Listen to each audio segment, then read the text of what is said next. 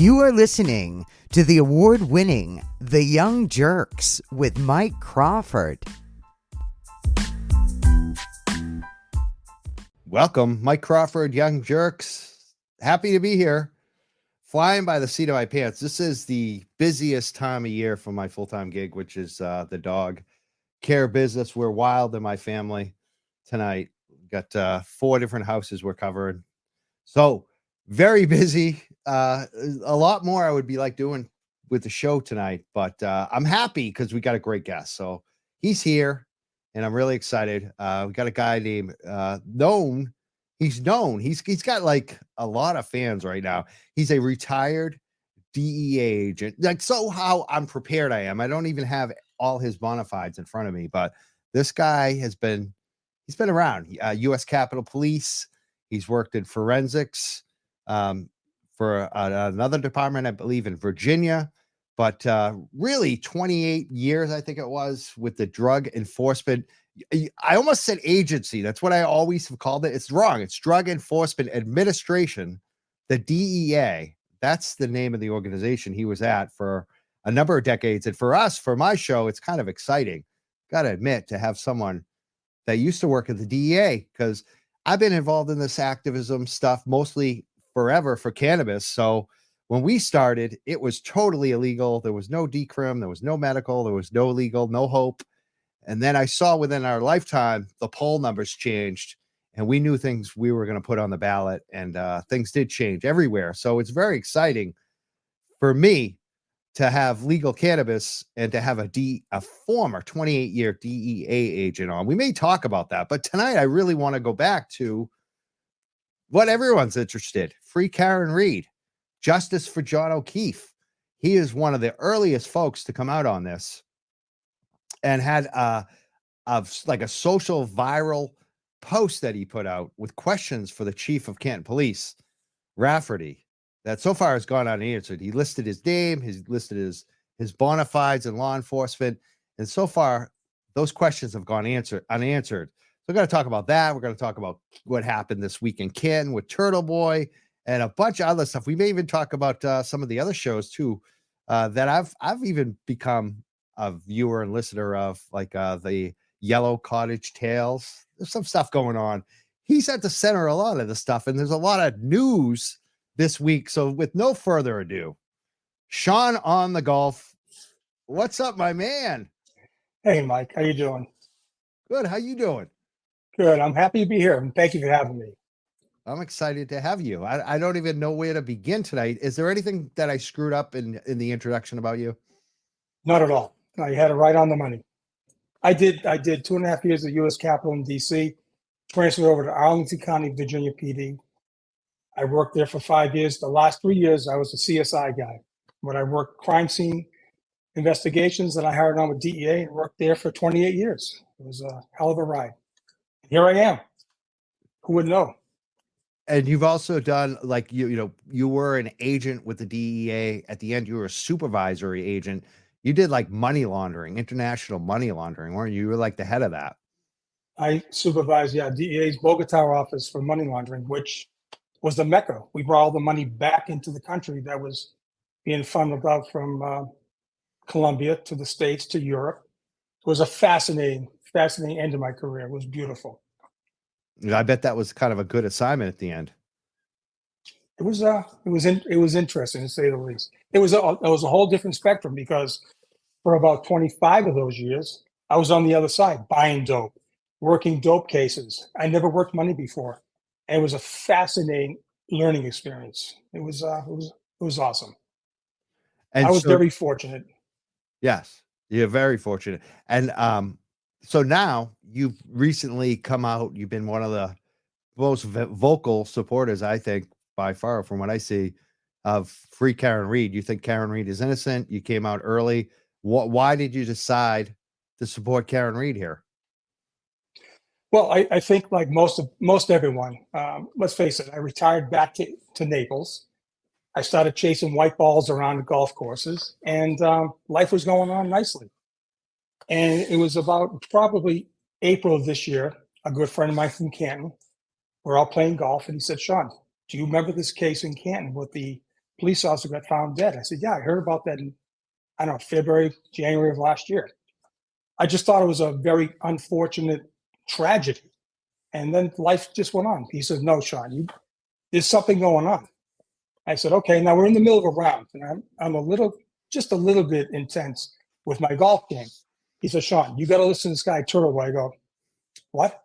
He says, you got to listen to this guy, Turtleboy. I said, what are you talking about, Turtleboy? And I'm thinking about my game, and he says, Sean, just do me a favor, go to this website and listen. And I did.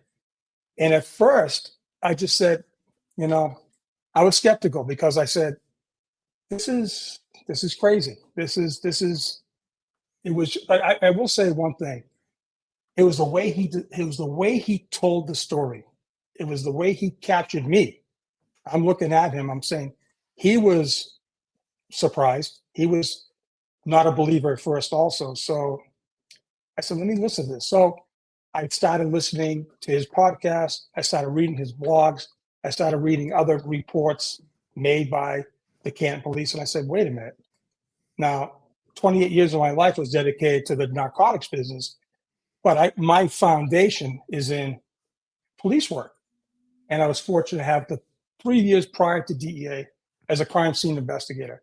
I did crime scene jobs. I put the yellow tape up. I cordoned off all the areas that had to be investigated, that had to be searched. And it was a very systematic, regimented protocol that it's an industry standard that you have to follow. And I just started looking at this case. I said, something's not right here. And then as time went on, I started getting into these groups, sitting in the background, watching people discuss the case. I would post anonymously some thoughts. And then it was probably, I don't know, May, maybe the middle of May, I think the chief of Canton came out with a statement. She was asking people to have patience. She said that I think it was directed at Aidan, but she said there was some sensationalism going on. And I just didn't see it that way because there was something there. So I waited. She said to have patience, to let the process go, and she would have answers. And then it was probably about the middle of June, and the case was building. The information was coming up. That one hearing where Karen's defense team came up with that poster with the dog bites, I said, that's it.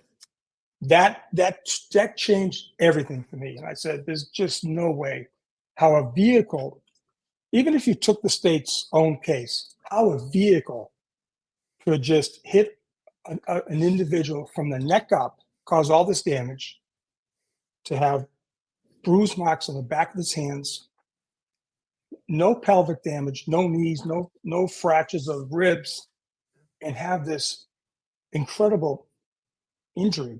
And they're lacerations to me. They're not abrasions. And in fact, one of the police officers in the report wrote down the lacerations.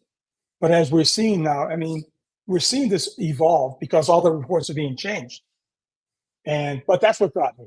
So based on that. I want to stop you just for 1 second because sure. You brought up something about the cuts.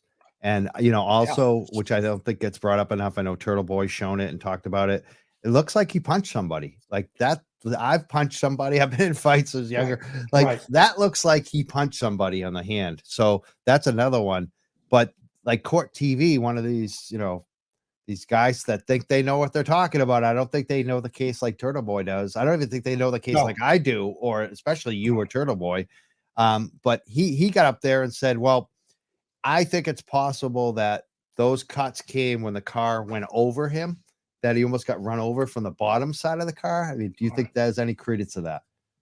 I watched that show. Listen, Vinnie Politanen's great. How he got 4 people, he had a female and 3 other guys, all agreed at once. I said this couldn't be. I mean, first of all, they were factually wrong. They didn't have the right facts. And I just said, well, this is drama for TV. I guess he has to throw a few things in, but generally speaking, Vinnie Politan is usually on the mark, and I believe he has a definitive opinion on this case. And I think it leans towards Karen Reed. it's in his voice. I'm telling you, the first video I saw was the Karen backing up out of her drive into the car. He was a believer there. His female journalist was giving the story. He said, "Hey, wait a minute, that's not good," and I could hear it in his voice. But anyways, but getting back to your point, how I guess threw myself into the ring here, I decided to sit down and say, okay, if I come out, I have to come out basically with my law enforcement background as a police officer, not a DEA guy. And so I wrote this letter. I drafted it maybe 10 times. I had to get it right. And I thought it was kind of an executive level person should be able to answer these questions. And so I had 17 bullets that I said, Chief Rafferty, I'm coming as a friend. And I just would like to ask these 17 questions. If you can answer, fine. If you can't, I'll understand. And it's now September. That was the middle of June. But I signed my name. I gave my bona fides, like you said, and my role got upside down. And I said I got thrown into this thing, and now it's like, here I am. And yes, I do believe that Karen Reed is completely innocent. And you can't be, well, the type of person I am, I can't be straddling the line. You're either in or you're out. You're either on Team Karen or you're not. What I want is that the person that's out of the ring, I mean, fully out of the ring, convince me where I'm wrong, or let me talk to you about how I feel. I haven't had that. I've asked publicly with Kevin Lenahan, the last show I was on. I haven't gotten any feedback. So, the viewers love you. They're making a lot of comments tonight. They're noting that, a couple things I wanted to add too about your background is that you're a local guy. You're in Florida now, but you were originally a Boston guy, and then you went to Canton High School for 4 years, and you're a Canton High School graduate, I think class of 1975. Is that right? What year? That's correct. 75. Wow. That's like before Carl Fisk and shit, right? I mean, that's way back. No, when was Carl Fisk around? He was in the mid 70s. I remember the famous the home run. Yeah, I remember that. I was young. And I was in, went through those painful years. Come to Naples, and then went 4 World Series. It's incredible. But so you're I was originally a Boston guy, born in Dorchester. Half my time was in Dorchester, St. Peter's Parish, for all the Dot Rats, and then we moved to Canton. Moved to Mattapan, and spent time there with St. Angela's. We in Boston, as you probably know, Mike, it's all about parishes. It's landmarks, parishes. Right. Streets come in later on, and then I was enrolled to go to Catholic Memorial, and then my parents moved to Canton, and I spent 4 years in Canton. Went to Westfield State, and went down to DC and started my career in 1979. A long time ago. But however, Mike, I got to tell you, waking up every morning. I love that you said parishes, because it's even in the sticks. Like I've lived, different places. I'm a Massachusetts guy. I've, went to school. People know Bridgewater State, but mostly a North Shore guy. I've lived in Boston, Cambridge, Somerville, different places. But my little neck of the woods where I kind of grew up, and my second half of my early life, let's put it that way, was a place called Byfield, and it's part of Newbury. And Byfield was created because of a friggin' church, a parish church. It's like if you go back to it, and there's so much of that, even in the sticks. Like it's like where my grandparents, they ended up in Danvers. It's so funny. If you lived here, you went to that church. That goes so far. It's so like even not just the city too, like even beyond the cities. It's very interesting.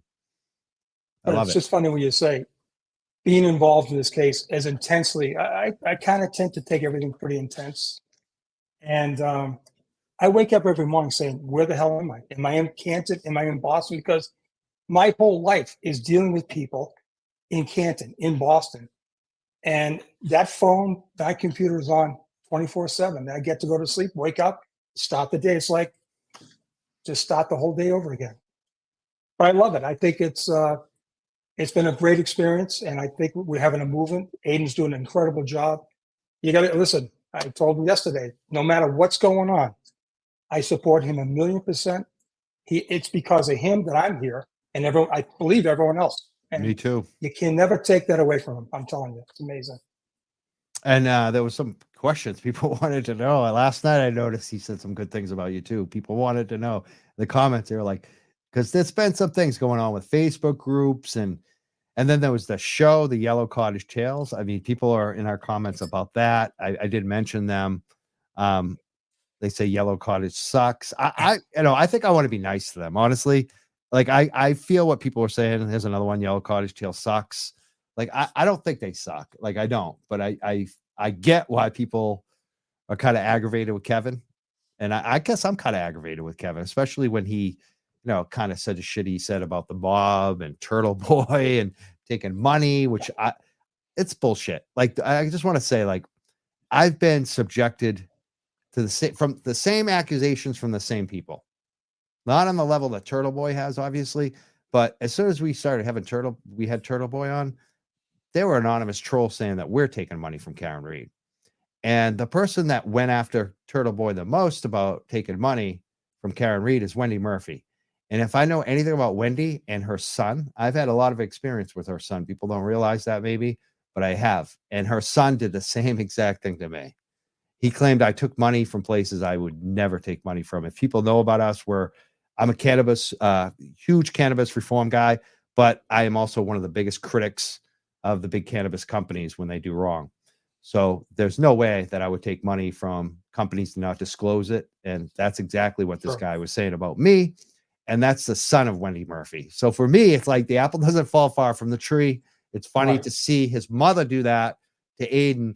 And I don't believe it. Like, I know, like, I've worked with different attorneys in court cases on the show, and I just know how it works. And I don't believe that Aidan would have put out 100+ blogs, done the coverage that he did if he was being paid.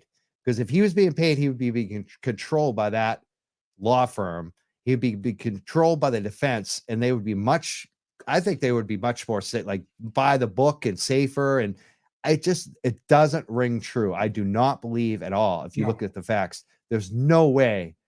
I bet my life on it. Aidan is being paid by the defense team. And so I take offense to that from Kevin, but I also understand hosted shows. I think there's more to what we see.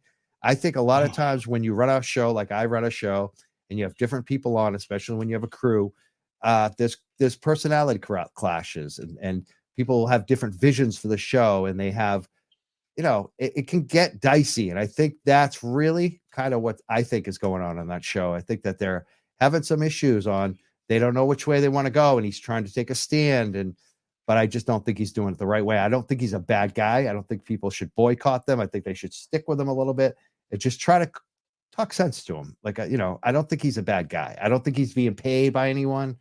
But what do you think, Sean? I just went on a 5-10 minute spiel on Yellow College Tales. I've never met these guys, but I like them. I watch them all. I think the other guys on the show, Dave is cool. The women, I like them all. I think they're all good people. So you've been on the show. You've had experience. What do you think about them, Sean, and what's going on? Okay. So in defense of Kevin, let me backtrack a little bit. I accidentally ran into his show back in the early days. He wore these big glasses. I couldn't remember the actual YCT. I was just saying the guy with the glasses, Yellowtails. And I started watching him. I started watching some of his old shows. But when he started talking about the Karen Reed case, I said, wow, this is pretty good. And to be honest with you, I loved the fact that he was not like on my side or the other side. He was in the middle of the road. I enjoyed that. I respect Kevin. I do agree with him to a certain degree. I think he had a bad night. Listen, I was a guest. Not on me to make any comments. I was in this chair when that whole thing happened, and I rewatched, because I didn't know we could actually watch these comments here, which is great. And whoever said about Kenny Davis is a great guy. Just wanted to say that. But getting back to Kevin, he saw comments, and I didn't know he could see comments. And all of a sudden, it just something got to him. And I just think, he apologized. We had talks afterwards. After the show, we stayed on this platform and talked for about a half hour. And he was very open with me. We talked since then. I think he's fine. I like Dave. I like Aaron. Aaron's great. Dave reminds me a little bit of younger me. He's got a lot of aggression. He's got a lot of ambition, which is great. I love it. And so I think it's a show that can go forward. I think it was a bad night. But what can I say? We all have them. It can happen, right. Especially if you haven't been doing this for like 10 years and, Oh, geez. I mean, it happens to me and I've been doing it for over 10 years. This show's been going for 9 years. We had a show before that for like another 5 or 6. So it hasn't been in this format. It's been different, but I've seen it all. Well, let's face it. Turtleboy is the OG. I'm a newbie. No, not everyone can be a Turtleboy. No, I think my audience saw that I wasn't even on the Turtleboy level a couple of shows ago. I mean, it's not easy, this stuff. Like, I even think I wonder about Turtleboy, how he handles shit. And so in our conversation, I have to get this in because it was amazing because he's a Central Mass guy. And they're different. And Western Mass guys are even more different, right? But he made me laugh. So when we were talking before the show, we were just kind of working things out. And he says, Sean, Daddy had to come home.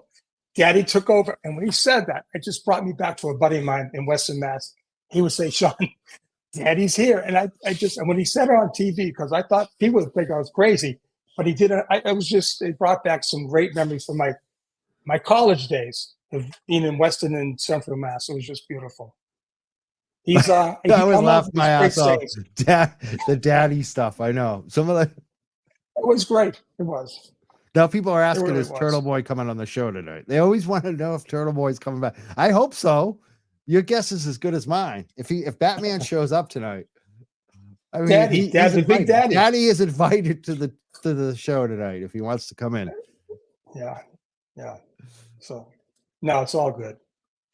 I'm glad we're getting a lot of comments about Yellow Cottage Tales. I think people, some people aren't feeling it for them, but other people are kind of feeling what both of us are saying, which I think is good. So I think people are kind of able to maybe see through it a little bit.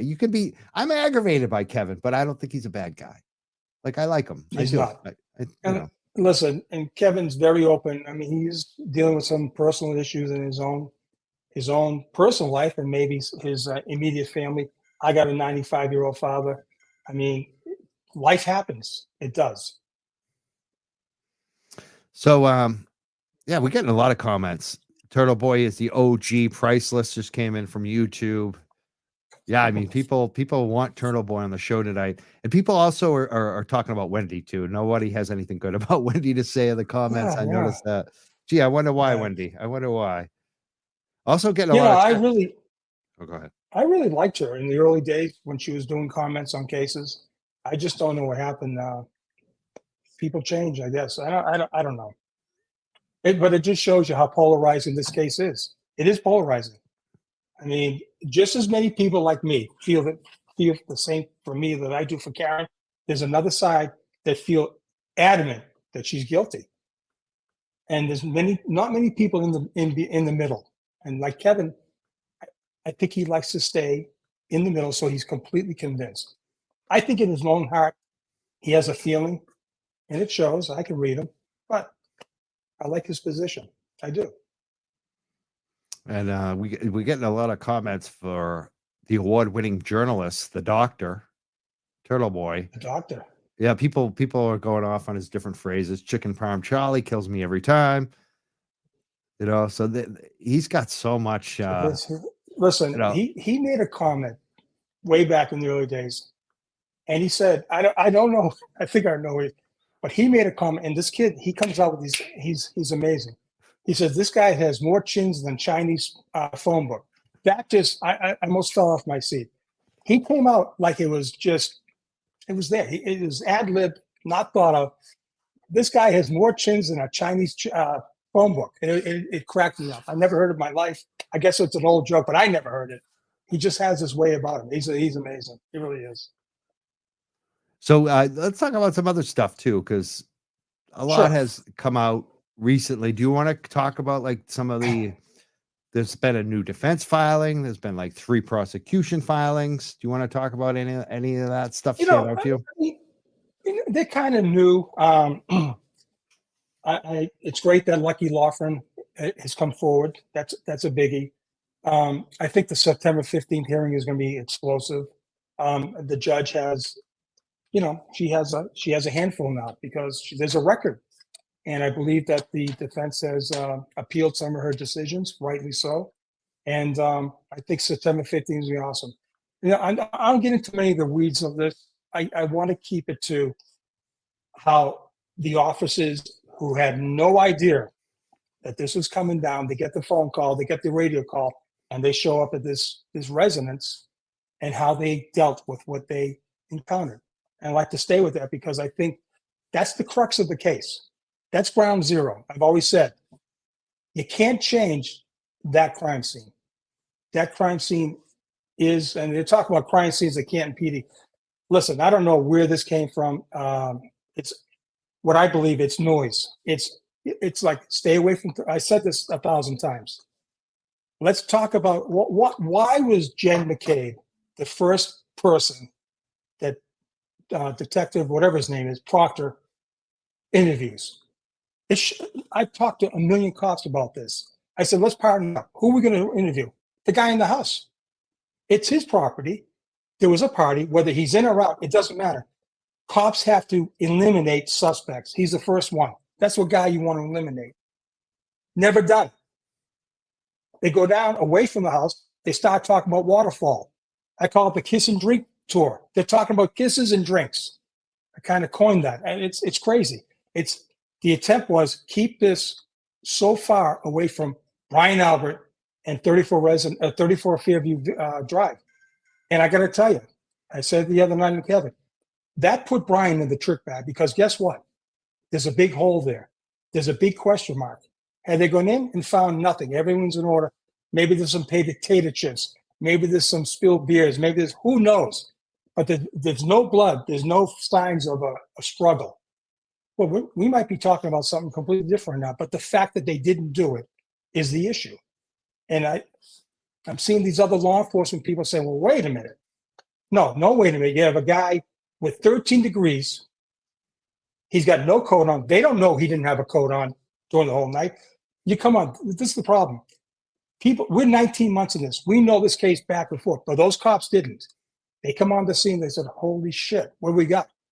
Well, their minds, their training has to kick in. You see a guy with no shoe on, no coat on. He's outside a residence where a party took place because the girlfriend says, I dropped him off for a party in that house.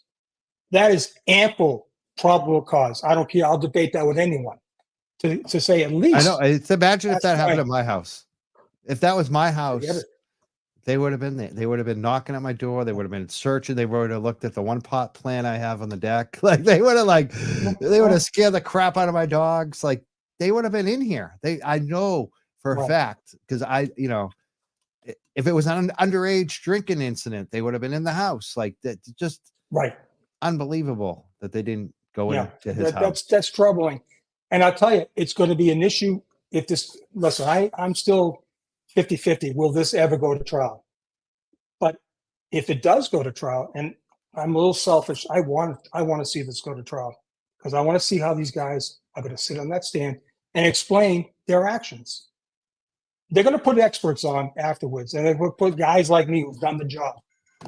I watched on court TV. There was the widower murder, whatever it was, I forget it was, and this detective, the lead detective, he gets on the show. Actually, he gets on the stand in court live. He runs through the protocol textbook. He says, we didn't enter that scene until everyone that was going to search the scene was on the property, and we had a briefing. We gave out assignments. No one in, no one out, until we had a person scribing, taking measurements, taking photos, taking sketches, measuring, looking for evidence. That's standard protocol.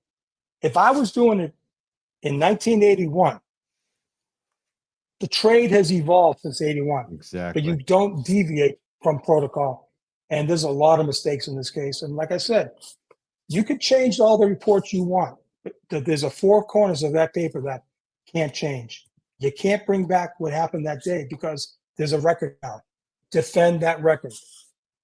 That's It's it. gonna be That's hard. the case. You're right. They could drive That's a truck through it. That's my part. Yeah. Right.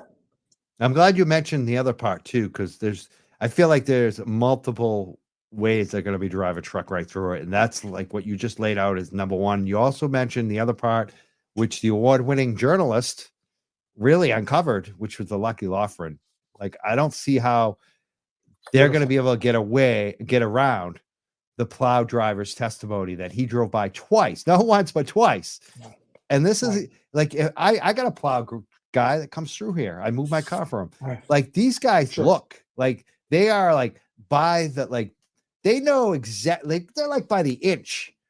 Like, they know what to look for. Those guys are looking to the sides because they don't want to break their equipment, and they don't want to damage anything and get charged. So like these guys are looking side to side. I don't care. Jen Koff, whatever her name is, that crazy, woman on Twitter is claiming otherwise. She's deleting tweets. We should talk about her tonight. But before we get to her, what do you think about Lucky and the whole thing about Lucky? Ironic, right? So ironically, where John was found by the flagpole, there's a fire hydrant. And during the winter, I noticed when my own father's house, they put these, sticks in the ground so that it illuminates at nighttime. You see a plow truck coming, you see those halogen lights coming from a mile, it's coming. That place must have looked like daylight when it came down to 2 o'clock in the morning. You got snow. It's illuminating. There's no way he could not, if the body was there, he would have seen it, especially if he's cognizant of that hydrant. I always said this. There's no way that a body could be missed if a plow driver was coming through looking at that hydrant, because you would see a 6-foot person right up 2 feet from it by the flagpole. They picked the wrong spot to put the body if they did it that way. That was the wrong spot, right? Let's face it. I mean, there's so many holes. I mean, like I said, but then you have the other part of it. You have the FBI involvement. And that's where my expertise as a federal agent comes in, because I know the ins and outs. I know the ins and outs of the grand jury. I know how it's worked. So I kind of have a dual commentary role in this thing by virtue of my experience. That's it. I definitely want to talk about the FBI aspect of the grand jury. Before I get there, I want to talk about that Jen Coffin Daffer.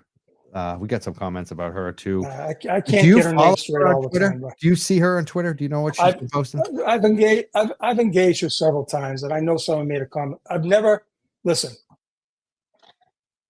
asked her questions. She won't answer me. I don't know why. She knows who I am. All right.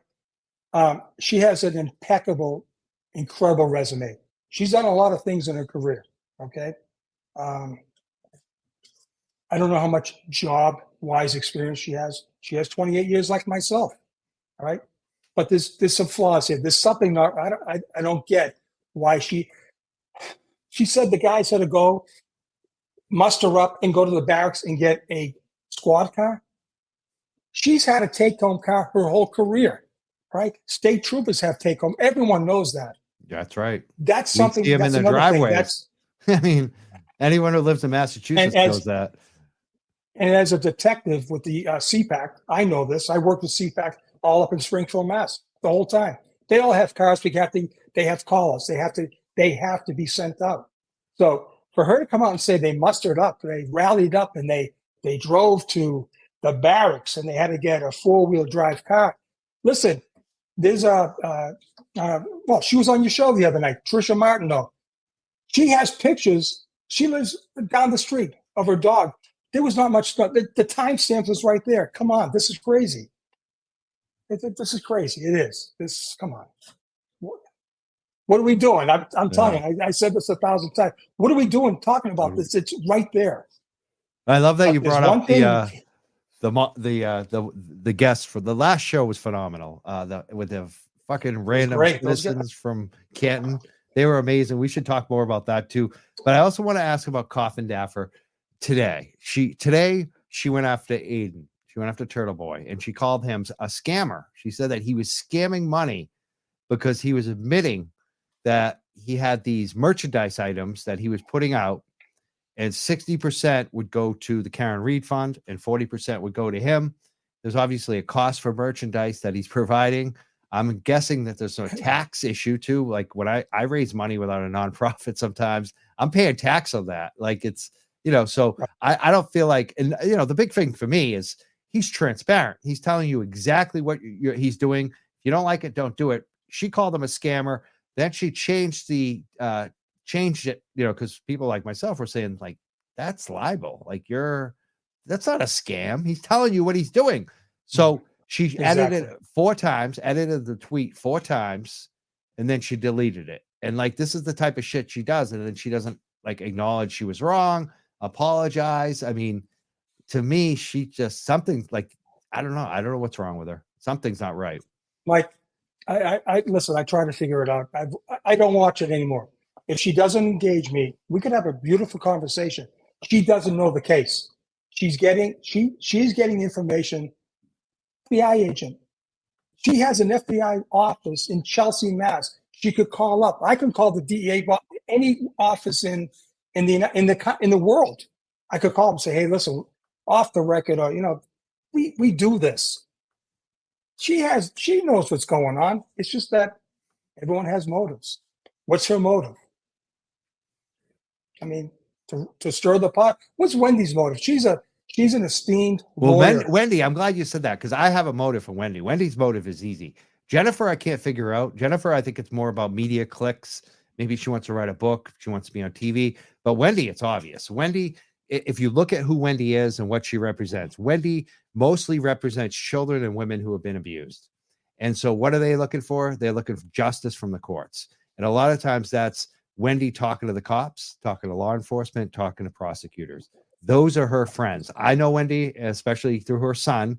This is mostly what I know about her through her son, but that's who she is. She gets power and influence over being friends with cops, being friends with the former governor of Massachusetts, who's a Republican, Charlie Baker. I know she was very good friends with him.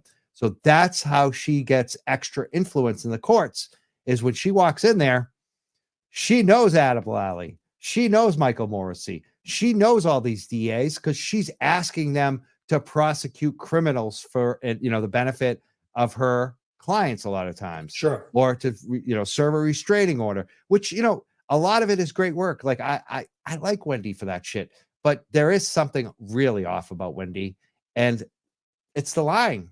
When you go up there and lie about people and like, look at her. Her whole life is defending women and children. She posted that comment about Karen Reed, which is so disgusting. It's like, you threw all your credibility away. It's like me being a cannabis guy and then making fun of medical cannabis patients. It's like, what the hell are you doing? So there's something not right about Wendy. I'll say that. You want to comment more about Wendy too? I don't want to give her any attention because she ruined herself with that statement. That was a low blow. You don't do that to someone who's presumed innocent. She's got her convicted. She knows better than that. And she's like I said, and the FBI agent, I read her resume. I read with all the things she's done in her life. She lost me when she said she was responsible for taking the Medellin cartel down. Come on. The Medellin cartel was taken down a long time ago, way before she came on the job. It was basically splintered. And my buddies that I know personally, Kenny McGee, Javier Pena, and Mike Murphy, did the job with the Colombian National Police. There were no FBI agents there. So come on. What are we talking about here? Narcos, Javier Pena, Mike Murphy. Come on. I know these guys personally. There was no FBI. And matter of fact, when the FBI is overseas, they're called legats. They got one agent in the embassy that handles like 4 or 5 countries, and they go out and interview American citizens that are wronged or whatever. She said she worked some case that took down the Medellin cartels. Come on. So, there's puffing up, there's resume building. I'd like to have cases built on cases, not on resumes. Here's a comment from Davy Girl on YouTube. She says about Wendy Murphy. She talked about Karen getting raped in prison. That's exactly what she did. Right. Really kind of like off your rocker. Someone else posted on YouTube, Duke lacrosse case is all you need to know about Wendy. I would say people should look into that one too. We found a document too where she was, sanctioned by the court for not being, I don't want to misquote it, but it's basically she wasn't being truthful. That's what the court said, and she got sanctioned for it. So, I can't figure it out. I can't figure the agent out, what she's doing. I think she's taken aside and evidently she's being fed wrong information. I get it. I made one statement. I got attacked 5 different ways. It's fine. I got it. But she doesn't engage me. I don't know why. I'm just a regular guy here. We did the job. We went through Quantico at the same time. All right. DEA got their own academy afterwards. When I went through Quantico, we had agents and FBI agents, DEA agents walking the corridors together, doing joint exercise at Hogan's Alley. Right? Come on. She knows better. This is a new development, I guess, because I didn't realize this. Wendy has, written for the Boston Herald for a while. She's been a frequent contributor to different TV shows and networks. She's often on court TV. And Aidan, the doctor, is telling us the daddy. She is now. Yeah, the daddy. Daddy is listening. I love this. Daddy is listening. He's telling us now she is banned from court TV over these tweets. Wow. Like that's a big stand. When this all happened, I was just sitting there like, wow, Wendy's life has changed. Wendy's really she has really stepped into it, and looks like it really has cost her. Yeah, I mean, it's a shame. Like I said, I see it on the golf course. When people get older, I see it on the golf course. There's a lot of older people down here. From year to year, you don't know what these people are doing. Maybe something's going on. I don't know. I'm not a doctor, and I'm not a daddy. The daddy is watching. Daddy's great, man. People are reacting to his comments right now too. They're like, and it's they're saying you can join the live. They're letting them know. Young Jurks said, "Daddy can call in." Of course, he can call in. Sure. I may have to check my Twitter to see if he's probably got his kids right now. He's probably watching with his kids. Let Daddy have a night with the kids, not us kids, his real kids. His biological. I mean, unless he wants to come, I'd welcome it. But I don't want to pressure him tonight. I definitely want him back on the show, though. Believe me. There he is. Haha, Daddy's here. Daddy's here. That was beautiful. That was great. Yeah. So people are going off on Wendy. I want to talk more about what's going on at the town of Canton, because this is really fascinating. We had that last episode with 2 fucking random citizens, and we're going to get more like Canton Confidential. That crew is planning on coming on the show. I don't know when the next show is. Like I said, my schedule is crazy right now with the dog biz, but I just want to. I did 3 shows in a week, which I haven't done in a while. So I would love to do 3 shows again this week. We'll see what happens. But Canton Confidential, that crew is definitely going to come on the show. We had a great show last. When was it? Wednesday night with the fucking random citizens of Canton. Yeah. What did you think about them, and even just all the testimony, what they've been throwing at the town hearings? Have you seen that? What do you think? Oh, I've been involved the whole time, and unfortunately, I know John Conley. I wouldn't say very well. I went to school with him, both high school and college. He was a couple of years behind me. He has helped me out with a couple of issues my dad had, because he's 94 at the time. I have a lot of respect for John. I think, listen, this thing that happened is unfortunate. I think everyone is affected. Everyone's on edge up there, because I think they got sold a bag of goods. I really do. I feel very bad for Tommy Theodore. Tommy Theodore was a classmate of mine. I wish I could talk to Tommy. I want to keep it sterile, but I know the kid's trying. Tommy, he's trying to do his best. But you talking about Kelleher? No, Tommy Theodore. Oh, okay. He's the chair right now. Oh yeah. I felt bad. I felt bad for him, because I know his heart's in the right place. But they're conflicted, just like the police department's conflicted. How can you sit next? You have a select board member who's a family member of maybe one of the prime suspects. If you take my side, he's the father of one of the prime suspects. He's the brother of the other one. And the crime scene is at his brother's house. His brother is a cop. I mean, how more conflicted can you get? How can these guys operate as a board? And listen, I don't know Chris Albert from Adam. He's in a tough position. Let's face it. But I would have thought he may have stepped down for the good of the town. He's not liked. He will never be liked. I mean, he's one and done. He'll never get voted back in. So just leave. Like that girl said, you got to go. You got to go. Got to go. Kristen Anderson, I didn't reach out to you yet, but I will. She was great. You got to go, kid. Yeah, you got to go. You got to go. Time to go, buddy. Time to go. It's so many great weird. quotes. Like, it's like, dude, you're not admitting anything by just saying, you know what, this controversy we can't do it anymore. And especially, even beyond the murder. Like, let's just leave that out.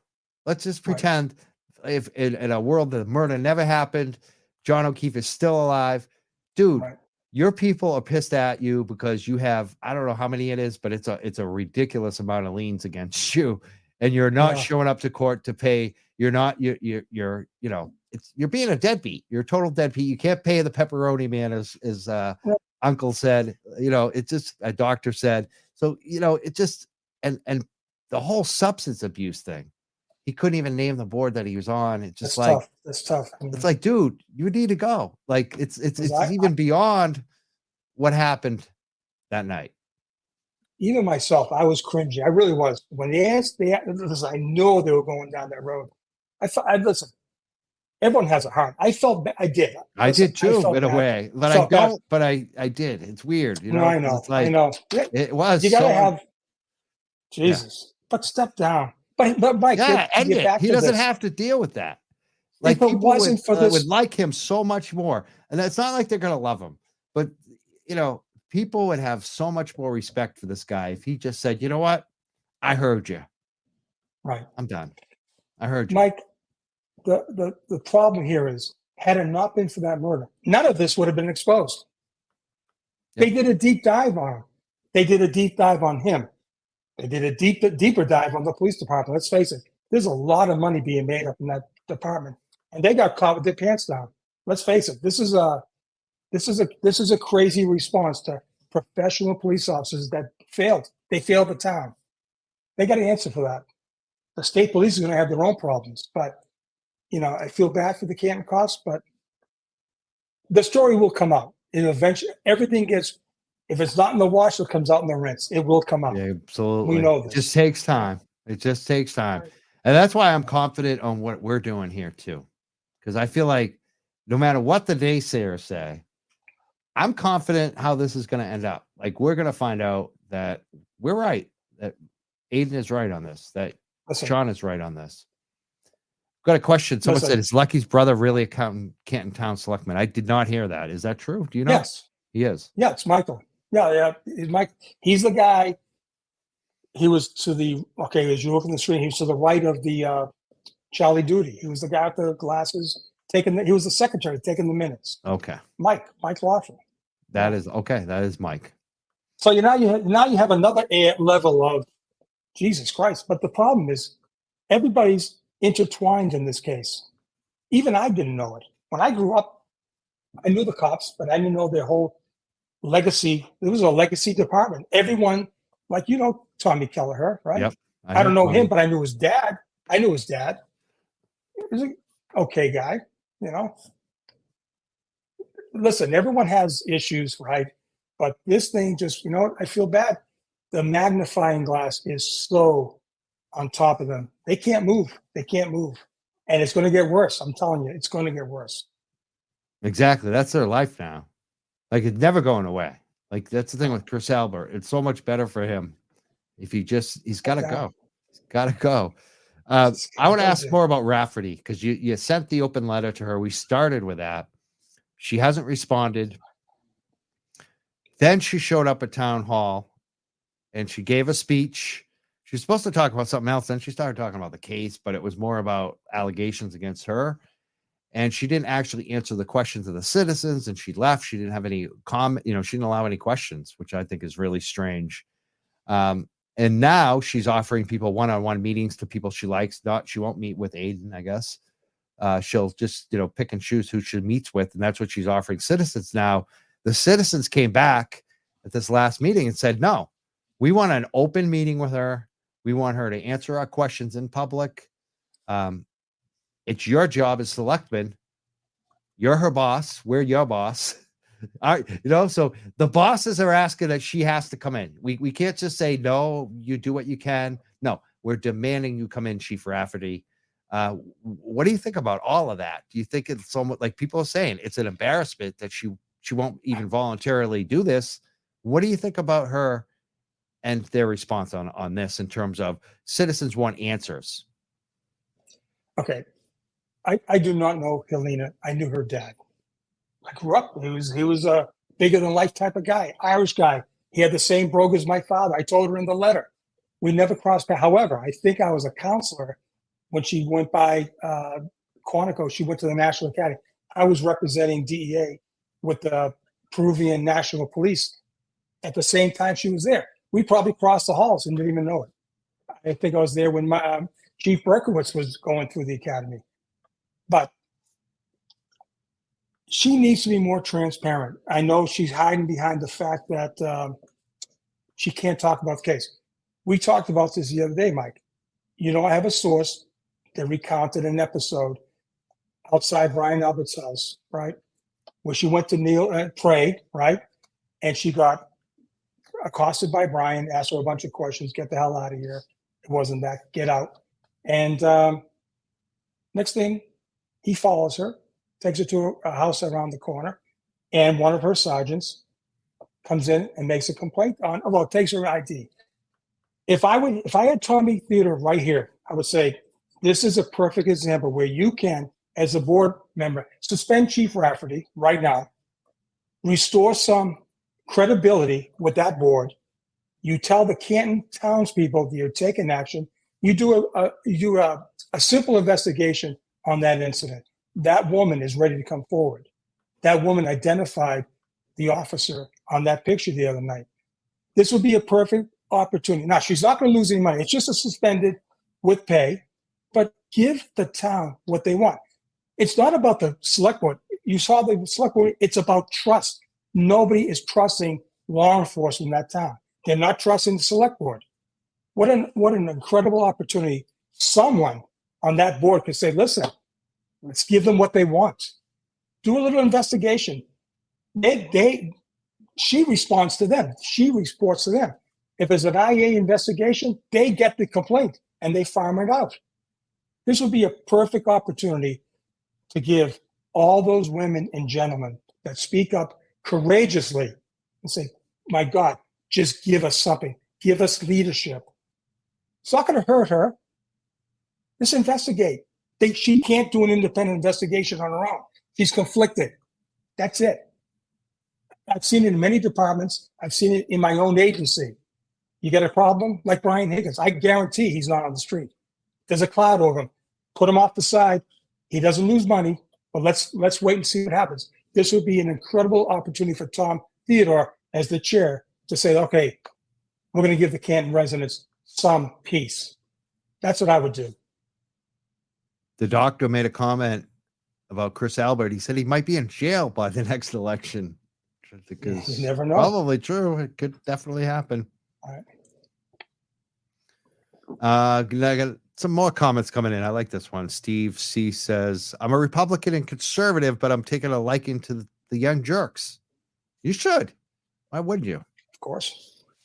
I think too, people think I'm like, Aidan said it, a radical left. I mean, I ran with that. It's funny because some real extremists called us Antifa radio at one point, which was kind of fun. I ran with that too. But for me personally, I feel like I'm actually moderate. Like, honestly, I do. Like, I am conservative in a lot of my personal values in a lot of ways, except I smoke weed. I'm pretty much a square guy, but I think the progressives have a lot of the best ideas in this world right now. So, I guess that's where I go. But either way, like, we've done a lot of politics on the show, and Aidan has too, Turtleboy on his show. And I feel like both of us are similar in this. What we've actually gotten the most attention about isn't the politics. I've had Ayanna Pressley on the show. I've had Rachel Rollins, the U.S. attorney, on the show. I've had recently even the Cannabis Control Commissioner chief, the former the first woman elected to statewide office, Shannon O'Brien, on the show. And, those shows do good. People listen. But for us, I think what most got us traction even before all this Turtleboy stuff was our investigations, exposing corruption. And I think that's where Turtleboy and I are just like 100% together. And why we actually come together on this stuff is like, it's our bread and butter. And it's kind of what I want to do more of. And I don't care if you're left, right, center. If you want to expose fraud and help us get rid of some bad stuff that happens, then this is the show for you. Just like Turtleboy is a show for you. And I'd say that for people who are moderate or progressives too. Like, politics shouldn't matter when you're exposing corruption. That's nonpartisan issue. So yeah, I'm glad you're here. We've got a lot more comments. There's much more I want to talk about. I want to talk about the federal investigation. You're a Fed. I'm sitting here with a former DEA supervisory agent, 28 years, Sean Onthegulf. Did I say your last name? It is McDonough, right? McDonough, yes. Huh. Down here in the South, they can't do it, but up there, that's an Irish name. We know that. My family, County Cork. I'm an Irish Catholic. Like on every single side of my family, it's like so. My father's from Galway. Came over from Galway. Youngest of 14. So there you go. And so I want to talk about the federal stuff because you put out a great, just explaining to people what a federal grand jury is, because that was something that Aidan led with for a long time, and we knew that there was something going on. It's funny because I really want to know what Aidan knew when he knew it, because I feel like he knew probably that he did because he was hinting at it. And then we got 100% confirmation, like just a few weeks ago, when the young man we found got served at Bridgewater State University, Colin Albert, for the federal grand jury. He got subpoenaed. He's going to be either he testified or he pled the fifth. We don't even know. Right. But we know something's going on. We know there's a federal grand jury. It was confirmed what Aidan was saying. People don't know what that means. I mean, I have an understanding because I know people who have been under federal grand juries. Sure. Tell us what that could mean to people. Okay. And we'll talk more about kind of where we think this might be going. Okay. Basically, federal grand jury is an investigative tool, right? Generally speaking, a federal agency like DEA, the FBI, ATF will initiate an investigation, right? They will work towards getting their targets, collecting evidence, and if they come into a blockage, right, or they make an arrest and the guy's cooperating, maybe they'll impanel a grand jury, okay? So the grand jury process is very simple. It's a secret process. You have 18 to 22 people sitting in a room, bringing in witnesses with a federal prosecutor. It's one-sided. Generally speaking, if you come with a subpoena, you're going to have probably a defense attorney next to you, because if you get a subpoena, there's two types of witnesses. One that come voluntarily because they're friends of the government, or they come under subpoena. If the person's inclined to testify, they will not go into the grand jury by themselves first. They'll sit down with two agents, maybe the prosecutor, and they're giving a timeout. It's called a proffer agreement. So this is where two agents and the target, not the target, but the witness, all right, the potential witness sits down and gives a debriefing. What do you know? What you say cannot be used against you. However, if you tell us things, we can follow up on, but we can't use your words against you. So a classic example would be, for instance, say one of the people in the House. Let's take Brian Higgins. Classic example. He didn't come forward when he should have, right? He's got immense pressure on him. But he's got an attorney who's a former U.S. attorney, knows the system very good. Now, listen, don't take my word for it. I'm just giving an example. They're going to work out an agreement with him. They're going to work out, first of all, they're going to give him a proffer agreement. He'll be protected. His attorney's right there. Okay, Brian, what happened? He tells the story that John was in that house, but he didn't touch him. It's over. But they have to have a corroborating. They need some kind of corroboration. You can't convict someone on one side, one person's testimony without backup.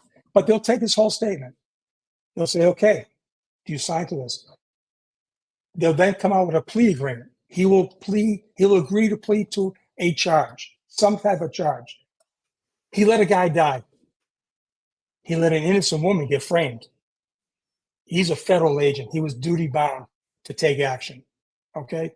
But going into the hypothetical scenario, then he gets waltzed into the grand jury. Or maybe he's not. Maybe he agrees to wear a wire.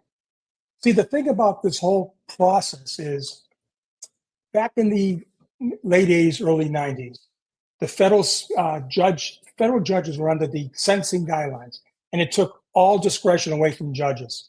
They were bound to the sentence. So if you got grabbed with 5 kilograms of cocaine or more, you're going to jail for 10 or 15 years. Mandatory. The only way to get under that is called a Rule 35, where you give substantial.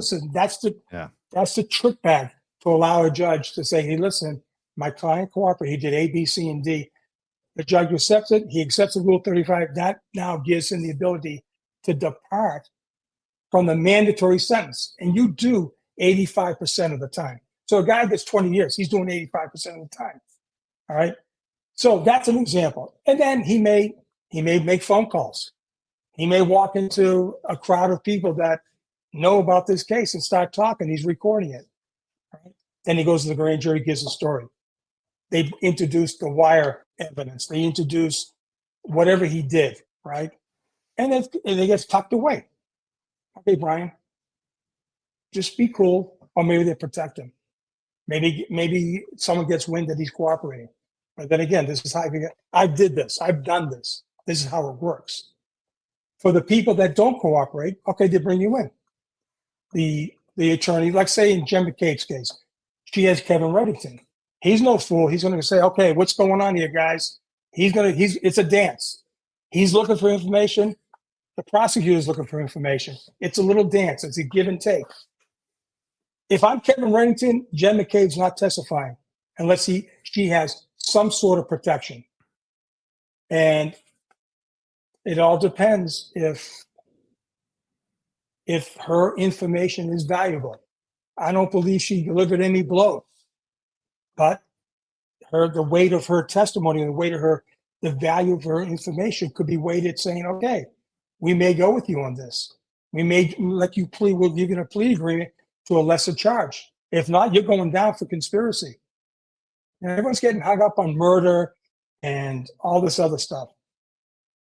When the mob is investigated, all the murders come up at trial. Whitey Bulger, all those murders got surfaced, right? They were all charged in that. They're charged with RICO. They're charged with conspiracy.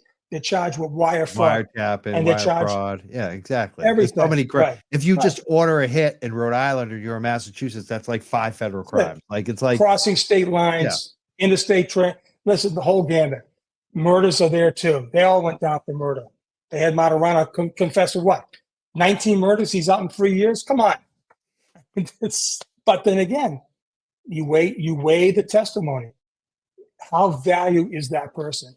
Sometimes you got to make a deal with the devil. We do it. We have done it. But in this case, they may have had the whole thing and never needed a witness. Because what's the FBI very known for? Wiretaps. Yeah, intelligence. Who knows what they can have? listen and watch everything, and that includes the texts and everything. They know everything. They'll get everything. You won't even know it either. That's the thing until after. Who knows what was going on prior to this case? I don't know, but my own personal experience, we've caught things. We're on something like whatever, 1,000 pounds of marijuana coming in. Next thing, the main target calls another guy in LA. He says, "Hey, do you have that 300 kilos of cocaine ready?" Holy shit! Now we have to. I got 2 cases. Right. This surprise call comes in. Maybe they were on. Who knows? Some public corruption thing, and they're up on a prime phone. And next thing, whoa! Someone's saying, "Hey, we got a problem in Canton." This is a theory. This is hypothetical. Let me ask you that, because there's a lot of angles this goes in. We're getting a lot of comments and questions too on it. People want to know about Steve Scanlon. You mentioned Brian Higgins. I love how you get into stuff before we even, the people are asking for it online. You're already answering it. But I want to ask about this angle because, Turtleboy said Allie McCabe got served. Colin got served. Brian Higgins. the two of them are young people. Like, what could that really mean? And beyond that, there's also that whole Sandra Birchmore case, which has gotten a lot of coverage recently. Kirk Minahan's done a series on it now. He's another popular guy out there in Boston, Barstool Sports guy. And basically, like, Sandra Birchmore is so like connected to this in a way, because it's one of the Alberts was there. Some of the same Canton cops responded to it. Happened in Canton. Woman found. They said she did suicide, but it sure looks like her cop boyfriend probably killed her. So, like, do you think that's where this started? What do you think? It could be. It could be. It could be anything. But getting back to what you said about the people who served grant, we know for sure. I don't know about Allie. I don't have the information, but we know for sure from Kevin Rennington via Turtle, he broke it, that Jen McCabe was served a subpoena. Whether she says so, that's fine. Colin Albert was served a subpoena. This all happened in April. I will go out on a limb here. I'm pretty sure that everyone at that house was given a subpoena. It doesn't make sense to have two given subpoenas, right? I would venture to say that Brian Albert received a subpoena, Brian Higgins issued a subpoena, some other people issued subpoenas, because they're surrounding everyone in this case. Some extraneous witnesses, who knows? I don't know what they have. I'd love to see their case file. I don't know why. What's her name? Jen Coffin-Haggers. I don't know. Coffin Daffer. She's Daffer. She could have off the record information. I'd love to be able to do that. You know, I don't know why she hasn't knocked on the door of the Boston office. It's easy. Gonna be interesting. People have more questions too. Questions are coming in like crazy. People want to know about Scanlon. We've heard something about this guy Scanlon. What do you think about this guy Scanlon? Was he one of the first leakers? What's his deal? Okay, well, like I said, my information is like everyone else.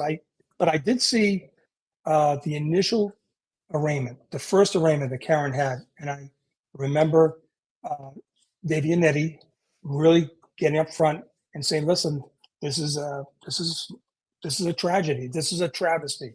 Right. But he had, all I know he had was just the affidavit in support of the arrest. Very germane. He even said in his last hearing, I didn't have one police report. I just had this affidavit. I read the affidavit. It doesn't really say much. Right. 2 days later, guy knocks on his door. Guy out of the blue says, "Listen, this is not an accident. This kid beat John O'Keefe, and it was a brutal fight, and they framed your client." Now, 2 days into this, nobody had information. Not one person had information. He did. That means someone with firsthand information, either, my guess, if I had to put money down, I'm not a gambler, I'd say Brian Higgins. He started having a conscience. It's got, the booze is wearing off, right? They're all drinking all day long. Everyone's high-fiving and all this other crap. Then they go down the waterfall. It's a snowstorm. He departs that house for a reason. Goes to the Canton office. God knows what he's doing. There's a thing called administratively uncontrollable overtime, AUO. An agent's not going to get his 2 hours in at 1 o'clock in the morning after drinking. It's a little side joke. He left that house for a reason. Now, is he setting up the cover up, or is he having some kind of conflicted? He's conflicted. The guy's a federal agent. He's not family. He's different. And if it did happen in that house, he's in the trick bag. He knows what happened. He didn't save that guy. Now, was he threatened? I don't know. But he didn't go to the cops. He didn't go to the supervisor. He let an innocent woman stand before a judge. He could have wiped his hands right then and there. Why didn't he? That's why I feel very hard that he's going to have any true leniency. He better have he better been one of the first ones in. I don't think he was. To be honest, I don't see it. I think it came after. If he did, it's probably he came afterwards. The award-winning journalist has made some more comments. He says, and that's Aidan Kearney. No. He says Scanlon cannot be charged. They want to know how he knew what happened by February 3rd before anyone else. Right. Scanlon can't be charged in this. He's not a part of it. As a matter of fact, he gave his story. He cannot be charged. He wasn't at the house. Right. He's what do we call it? A tipster. Right. He got first-hand information. He delivers it. All right. He didn't want to go the whole distance and sign an affidavit. No, he can't get charged. But getting back to the grand jury, what we've done, a guy like that, we put him in the grand jury right away. You immunize him. Now you tell your story. You don't want to tell the story. You go to jail for contempt. And the grand jury lasts 18 months. I don't know when the grand jury started. Let's say it started just before the subpoenas were being hanged out. Well, you have it's 18 months. You have another year and 6 months, right? He can go to jail until he's willing to testify. That's a great tool to use. He's immunized. He can't get hurt. I would do that. I've done that. The U.S. attorney, that's a bread and butter for someone like him. He's prime. Gotta make him talk. Yeah. Well, it's like come on. Where's the moral code of ethics here? Where's the morality? He's somebody, I don't know if he's a sheriff, the deputy sheriff. I don't know. He's got to have some moral fiber. All these people should have had some moral fiber. And the more this time goes on, it's beneficial for Karen, the more stuff is coming up. I don't care what they say, the prosecution, finding microscopic plastic things in his clothes. Come on. Let's stop this. Stop the nonsense. Stop the nonsense. Yeah. They know. I got to give you huge props right now, Sean. The audience loved you, number one. But even beyond that, one of the things I always look at is the numbers, like as they come in, like, who's listening. And often what you see is your numbers kind of peak and then you start dropping off. People start, they get the idea of they got other things to do. Our numbers have just kept going up all night. And the longer you talk, and they're even telling me at times, Mike, shut up and let Sean just talk more. And I love that. It's like, yeah, I'll shut up now. You're awesome. I'm a passionate guy. I go all in. And that's sometimes works. Sometimes it doesn't work for me. But in this case, I'm all in. I have to be. I believe in her. I believe in her. I don't even know her. I wish I had the file. I wish I had what she has. I could look at this and figure it out just like that. I know there's so much we talk about in terms of all the cast of characters, all the, the media commentators like we talked about tonight, and the father of the suspects, and, just all these idiots. But the story is really about two people. It's about Karen and John. And like, they seem like such good people. Like, I just look at them when they're pictures together. Like, we start our intro tonight. We put the picture of them together because it makes me like look at my life and just like, Jesus Christ, like, love your moment. Because like, I feel really happy right now in my life, and you just don't know when that's not going to be like that anymore. It's just so short. And they were just having another night, like having a good night, having a good family. They got these 2 kids they're taking care of, and it's gone. It's gone. And it's like these two. So I'm glad you brought up Karen tonight, because I feel like both of them. Sometimes we all forget about Karen and John. That's really what this is about. And I have to say, I'll go one step further. Everybody's really forgetting about John. He died a brutal death. I mean, he was not technically dead in the medical terms. Think about that. No matter, whatever. If it happened outside, the brutality he suffered, people forget about that. And here's the other thing. All right, they talk about crossing the blue line, or you're a turncoat, Sean. You went against us. I've heard it all from cops. I know cops. I was in Canton. I had dinner with several cops before I came out with this letter. I haven't had one phone call from them, not one. And these were friends of mine. Maybe it's too polarizing for them, but he was a cop. What about him? Everyone keeps forgetting that. This was blue on blue from day one. And I feel terrible. I feel terrible for Karen. I feel awful. I really do. Yeah. For John, It's like you could see this guy was a good guy. He took care of those two kids. Like My that God. to me, Steps he up was to a the good guy. plate. I Stepped could up. just see Right. it too. Yeah. It's sad because here's the problem. She's going to get exonerated. People are going to go to jail on this. Those poor kids have to relive this whole thing over again. That's going to be traumatizing. I just wish someone from the O'Keefe family could just step out of the box and just kind of take a look at this from a different perspective. You don't have to agree with anything. Just get out of that box you're in. Just look at it from a different perspective. I do. Every day I look at, okay, how could this have happened? Could have happened this way.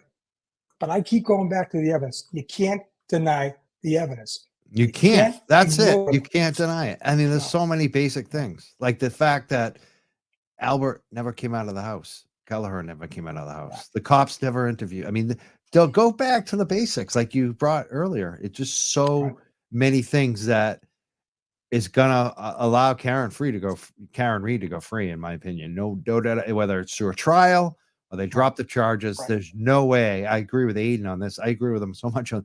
There's no way she can be convicted. It's just ludicrous. They're wasting our time and money, and they're not going after the real people who did this. That's what really sucks.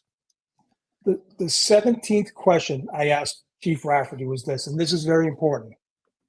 I said to her, I said, have you cautioned your officers about their responsibility under Brady about providing, if they have knowledge of any exculpatory evidence, their duty to turn it over to the courts, to be handed to the defense?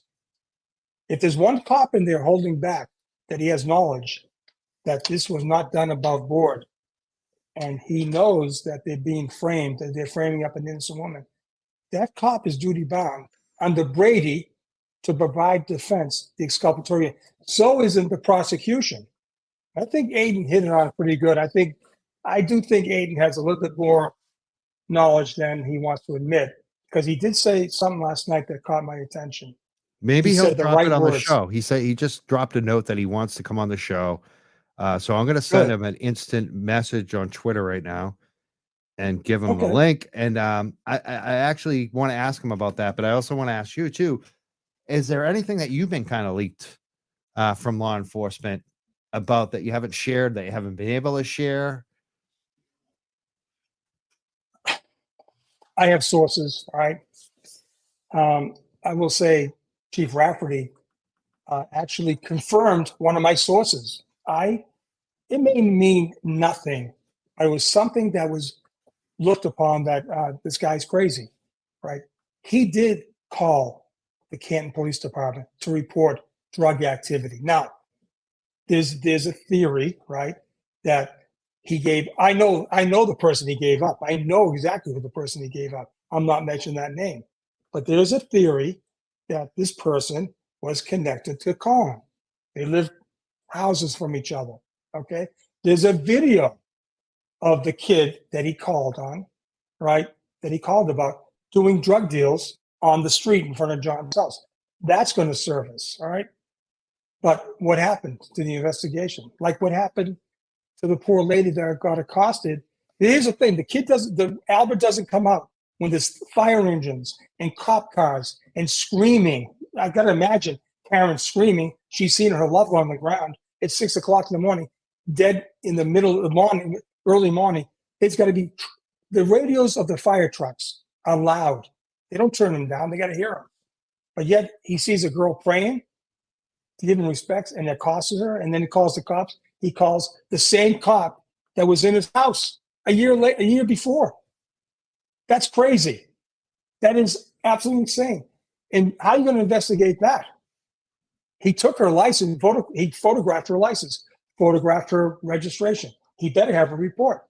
That's a great opening for Tommy Theodore to say, okay, we're going to put a pause here. It's not case related to John O'Keefe or Karen Reed, but it's something they should investigate.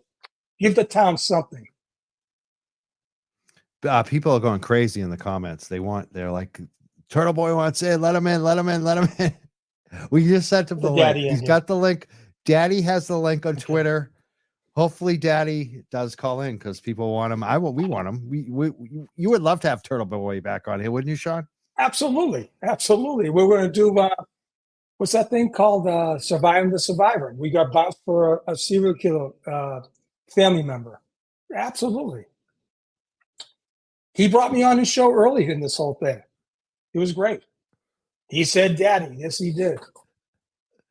We're waiting for That's Daddy right, to Jenna. show up for the class. Hopefully he shows up. He's probably getting his shit like set up right now. Hopefully. We'll see. He doesn't make it. He doesn't make it. He said one second. One sec. He's coming. Yeah. This is great. You can see all the comments. I didn't know we had this ability. I guess I'm kind of lucky and see it. The last show I was on. Probot says, keep Sean talking. He just makes it all make more sense. I agree. So this is your open floor. Like, you must have things that you haven't talked about that you want to talk about, or things that you just want to say again. Because I think repetition for all of us, it helps, helps us. So what do you want to talk about? All right. So we haven't touched the state police investigation of this whole thing, right? All right. So they let Karen leave his Aidan. Beautiful. Turtleboy is here. What's up, man? Not much. How are you guys doing? Awesome. Couldn't resist. I couldn't resist. Good to see you. Enjoying the conversation, so I thought I'd jump in because I can't get enough of this. I can't stop talking about this story. It's dominated my life for like 5 months. It's pretty crazy. I wonder why. I don't write about anything else. Like, it's crazy. I used to write about different things every day, and now it's like this story. It's like I don't want to write about anything else. I'm just I wrote about like that Brockton public schools are missing $14 million. That's like the first non-Canton story I did. And I didn't even want to do it. I was like bored with it. I'm like, I gotta get back to Canton. That should be a big story. I know it should be. $14 million is missing from schools. Yeah, just the day before school starts, and the principal's missing, and the superintendent's missing, and I guess that's just Brockton. I don't know, but that could happen in Canton. Yeah, it could happen with Chris Albert, right? Well, it couldn't happen in Canton. That's the thing. It's like with a place like Brockton, it's like it happens there because you get the government you vote for. I feel like the people of Canton wouldn't put up with that, whereas like they take advantage of the people of Brockton because they like, what are you going to do about it? There's $14 million missing, but what are you going to do about it? Whereas in Canton, I don't know. There's just something more when people are affluent, when they come from more affluent homes, they're listened to more. They have more time too. When you're poor, you don't have as much time. You're worried about your friggin' bills. Yeah. Then or you're not paying attention. So, but yeah, this story, man. There's a couple things coming this week. Like Chris Albert might be in trouble. I kind of hinted at it last night, but he's trying to sue me. So he's really pushing this angle. He's been talked into trying to sue me, I guess. And in order to do that, he's trying to push that what I've said is a lie. And so one thing I've said before is that his son called and made a phone call to a friend at 12:33, and that I know as a fact that happened, a 100% fact. And what he's trying to do, I guess, is trying to get that person to retract their statement. But by doing so, he might have crossed the line there. Witness intimidation. Like he's kind of implying that like, if you don't retract this statement that's harmful to my son, then I'm going to sue you. And so you're using, a threat there in a way to get you to change your testimony about something in a murder case. And he's so stupid. He just can't, if we could have like a hierarchy of dumbest to smartest conspirators in this whole thing, the smartest one is Brian Albert and then Brian Higgins. Those are the two smart ones because they've stayed far away from this as possible. They're the cops. They know what, how to handle this, whatever. The dumbest ones it's a tough one. There's a lot of dumb ones here, but I would say Colin and Chris Albert are probably 1 and 2 as like the dumbest ones. They can't help but stick their foot in it. Jen McCabe's up there. Matt McCabe's up. There's a lot of stupid ones on their side, but like the smart ones are the ones that you never hear from, and that's Brian Albert and Brian Higgins. Do you have any reason to think Wendy Murphy might be representing him on that?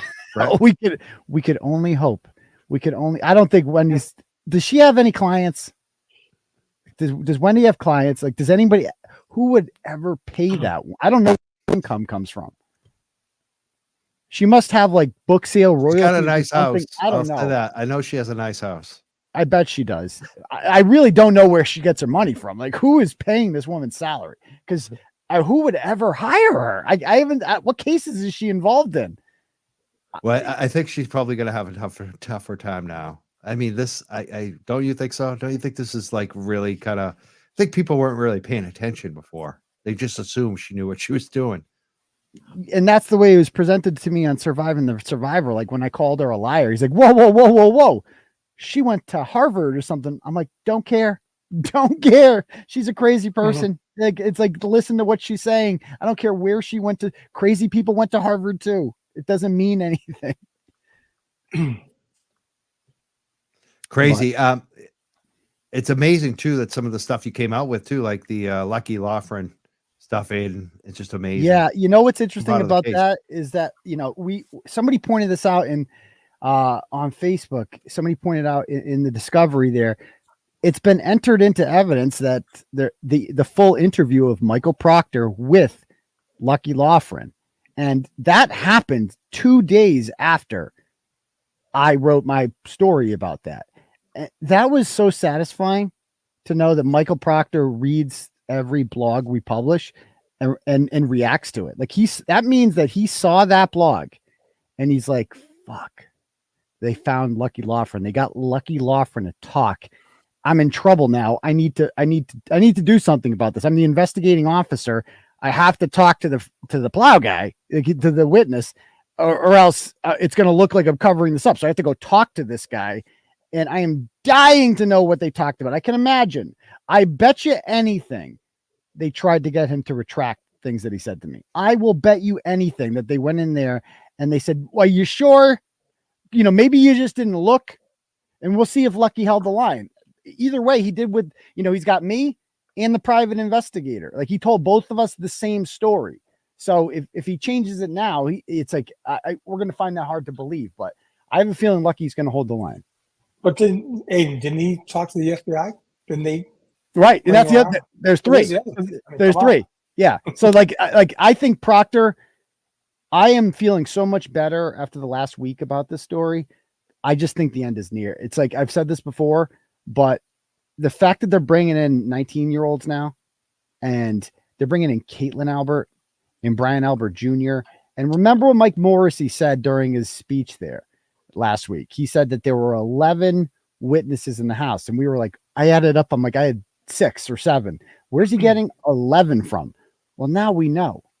Now we know that he's like adding people to this. He's adding Allie McCabe to this. He knew about Allie McCabe. He's adding Caitlin Albert is all of a sudden home, I guess, when this happened, because why else is she being grand juried if she wasn't there?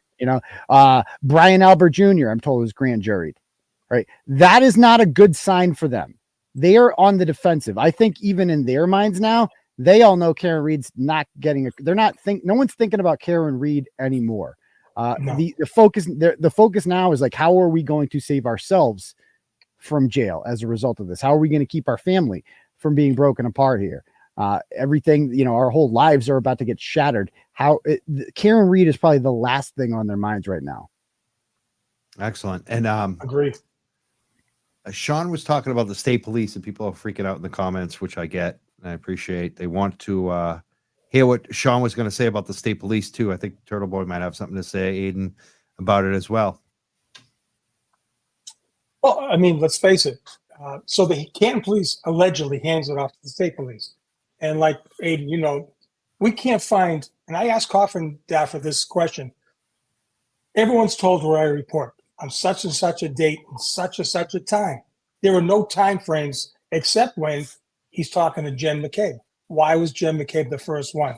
Why were the witnesses not separated? And why were they given the comfort of their own home? Take them down to the DA's office. Did you see the newest report from Proctor? They were separated. That's the new story. He added that line to the new report that they were separated. And isn't that interesting though, how Proctor is reading everything we're writing and responding to them.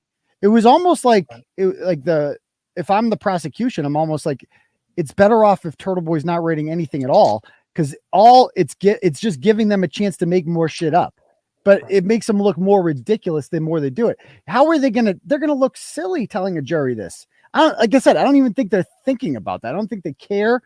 And the people that are really the people that have been fooled the most by this is John's family, who I don't really feel sorry for in that regard, because they have minds of their own and they're able to think on their own.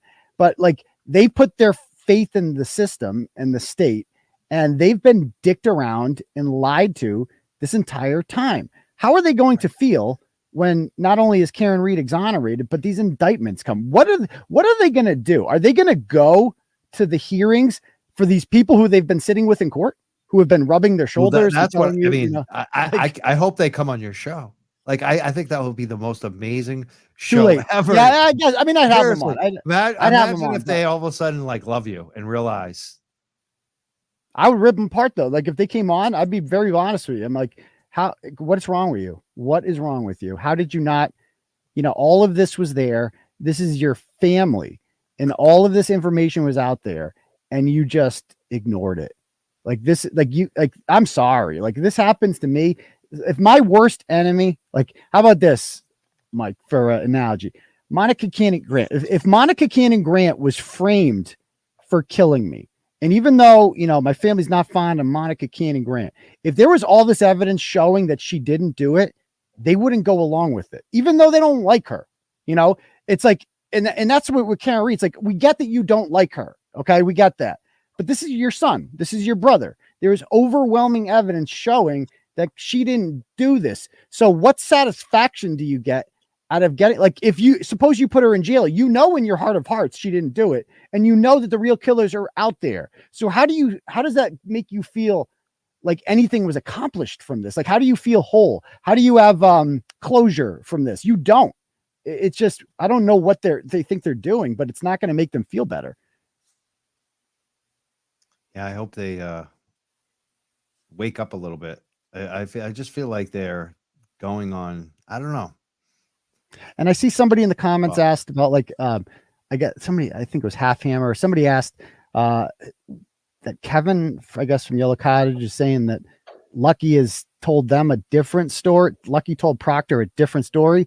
I would ask, how the hell would Kevin know that? Like, what are you talking about? Like, what is he talking about? I haven't heard him say that. But that's absurd if he actually said that. Like, who's he? Like, how's he going to know that? Come on. And Lucky has told the story to the FBI, to me, and to the private investigator. It's too late. He can't change the story. It is what it, and he's sticking to it. He has to stick to it. Yeah, we get a lot of comments about it. People are saying it's denial. They don't want to believe the other scenario. Well, eventually, with all these facts pointing, I mean, as soon as you see that autopsy photo, I got one message, I couldn't confirm this. The guy says he kind of knows Paul O'Keefe and that he's really starting to ask a lot of questions. And the biggest thing on his mind is the dog scratches, right? He can't get over those, because those, I mean, how are they going to explain how a car did that? Because they can't say. I heard some idiots on Court TV talking about how, that could easily come from if he was under the car and it ran over him and there's sharp things in there and it could do. Okay, so if you're saying the car went over him, that means the car was on the lawn. So why are there no tire marks on the lawn? There's none. So like, that theory is, no matter what theory they come up with, there's going to be a way to explain how that couldn't possibly have happened. And that's why they don't come up with a theory, because no matter what they say, it's going to be stupid. Now, do you want to talk about Coffin Daffer? She said some crazy shit and then took it down today. Yeah, calling you a scammer. And I'm not usually the one to talk about defamation. It's like, but you can't just lie. You can't just make up lies. I think, let me read the exact tweet that she wrote, right? I screenshotted it and I posted it, and she's taking it down now. But I think the tweet said, all right, to understand, no, wrong one. She has a lot of nonsense tweets. Okay. A group exists to collect money for Karen Reed's defense fund. Makes sense. Litigation is expensive. But today I learned that a blogger, why doesn't she just say my name, by the way, is scamming many. Or call you the award-winning journalist. Yeah. Or she ever won an award? That's her no award. That's her way of just kind of like putting me in my place, being like, you're just a blogger. It's like, I see what you're doing, Coffee, but He's receiving 40% of the money raised in his effort to help KR's defense fund. Whether I am of the opinion that there is probable cause to believe that she was not responsible for his death or not, she deserves to be able to defend herself. Anyone who was wondering why the blogger was involved needs to search no further. This case isn't about justice for John O'Keefe in his eyes. It's about green in his pockets. And so then she puts up a screenshot of somebody selling magnets for that say free Karen Reed. And it says 60% is going to the Karen Reed Defense Fund, 40 is going to Turtleboy. It's like, so that's the opposite of a scam. This is what's called transparency. Like we're letting the people know, and they're still choosing to pay for it. Now, the reason for almost every fundraiser they have, obviously I don't make a dime on.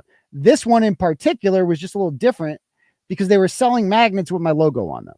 Right. And so like, you can't, I'm like, you can't, whatever, like you can't, I mean, it's my logo. Right. So like anything like that, you can't just sell that and profit off. You know what I mean? It's like that needs to be discussed. And so an agreement was reached. And if you don't want to buy them, then you can just donate directly to her fund. And then I don't get a dime. And we're all fine with that. It's like everyone's cool with it. And so the fact that she called it a scam and suggested that I'm like everything that's being donated is actually going to me. It's like, no, it's just a small magnet sale. They sold like 100 magnets. Like, it's fine. It's not a big deal. It's like, ridiculous because there's a cost. I mean, it just, and like you said, it's transparent. It's not a scam if you tell people what it is. And that's why she took it down. That's why she changed it 4 times and then deleted it. I mean, like a dirty delete. She doesn't. But then never. It's like it's shameless. Why? Yeah. Exactly. If you delete something like that and then just pretend it didn't happen. Yeah. Like, did you not notice that? All the interaction that you got on that post, you're not going to apologize or say I was wrong because she doesn't have it in her. She's so cocky and arrogant, this woman. And it really troubles me to wonder, like, you know, how many cases, like when I see people like her and Dougal, and I'm like, how many innocent people did you send away on a hunch? On a hunch. Because that's all this is. Like, you don't actually... You know, you have no issue. You're not even trying to look for truth here. She had another tweet today, and I think this one's still up. That's even more ridiculous. Let me read this one to you. It says, to understand the investigative environment that day, Karen Reed ran over her then boyfriend after a fight and left him for dead in the snow, according to court documents. One needs to understand the blizzard conditions that existed. No one saw Officer O'Keefe that night as he lay dying in the snow.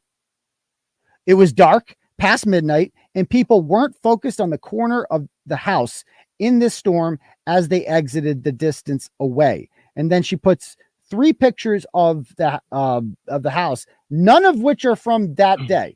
Okay. None of which are from, like, there are other pictures of the house, not even on January 29th with like snow mounds and stuff outside. It's like this. So this is a lot. And then she posts a picture of the snowfall in Canton and it says 19 inches. And it's like, yeah, it was 19 inches when the storm was over. When John Bodies was found, there was 2 inches.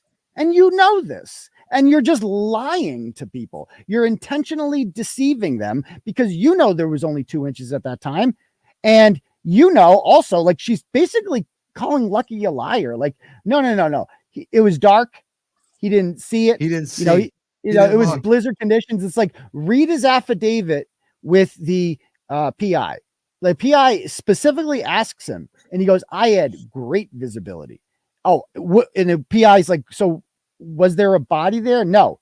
Are you sure? Would you have seen a body there if it was there? Yes, because I scanned from side to side. And so he could not be more emphatic. And meanwhile, this one's just putting words in his mouth. Like, no. Actually, this is what happened. It's like, no, he's a witness, and this is his testimony. I feel like, has she ever lived in a cold weather environment? Like, her lack of understanding, the fact that she thinks that Michael Proctor doesn't own a car with 4-wheel drive. Like, I once owned a car that didn't have 4-wheel drive. Never again in New England. Like, you can't have it. Like, you're going to be miserable. So, like, this idea that Proctor, who lives in Canton, would travel to Milton to rally up, and with Buchanan, whatever that means, they're going to rally up. So they're going to drive in the snow in his car that can't drive in the snow to a further destination instead of just driving his car down the street to where the murder was. Okay. I mean, this is so absurd that that woman just bothers me. I'm glad she blocked me. And you've seen her. You've seen my post, right? She won't engage me. I go right behind your tweets with her. She won't engage me. Not one time she was engaged. She knows who I am. She will not engage me. You're a conspiracy theorist. She just lumps us all together. I mean, it's just dishonest. It's so dishonest. I gotta tell you one thing. A lot of Sean's fans are they want more Sean. They feel like you didn't get enough on the state police. So I want to make sure that Turtleboy's got a lot of fans here too. So everyone's got to make sure that we get some Sean on there too. So what do you have about the state police? They want to hear more about this, I guess. And Aidan knows this. At one point in the morning, the theory of the Canton part of the case was it was a domestic assault. Okay. But then what happened was Jen McCabe started changing her story. She called back one of the detectives, say, listen, I kind of forgot to tell you, because she's with Brian now. She's with Coco. She's in Albert's house. And they're trying to say, well, this can't be a domestic assault. Karen could never have beaten up John enough to kill him. So the story then changes. Well, she mentioned that her taillight may have been cracked, right? Well, okay, so she calls back Lang. Lang takes a statement. Now it goes from a domestic assault to a hit and run, okay? Where's the car at this time? It's right at One Meadows. I've said this 1,000 times. Why did it take them 12 hours to get that car? They needed time. This was all about a game of time. If you look at the initial reports, he's got Jen McCabe at 11:30. Now he's going to the hospital, but he's back with Matt McCabe at 12:20. It's physically impossible for him to do that. It's all about confusion. They needed time to develop a good story and allow that car to get out of the way so it can come back all the way back to Canton. If it was handed off, like Aidan said the other night, why didn't it go to Middleborough, where they have a beautiful facility there? They could have done all the forensics there.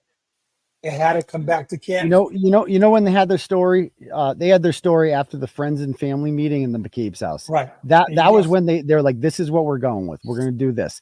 Because by 2:30, he was already calling Dighton police and getting that car towed. His mind was made up by 2:30. So that happened shortly after the friends and family meeting at the McCabe's, which he now says they interviewed them separately. That's a new addition that they threw in there. But, I also wonder what the CERT team captain, I think his name is O'Hara, what was he thinking that day when the snow was accumulating and piling up? And he's like, we need to search this scene, right? But Proctor needs to give us the go ahead to do so. Every hour that we wait, more snow piles up. When are we going to search this? Why did they wait until 5:45 to search that? Why? Like, the state police took over at 8 o'clock. They could have searched it by 9. What are they waiting until 5:45 for?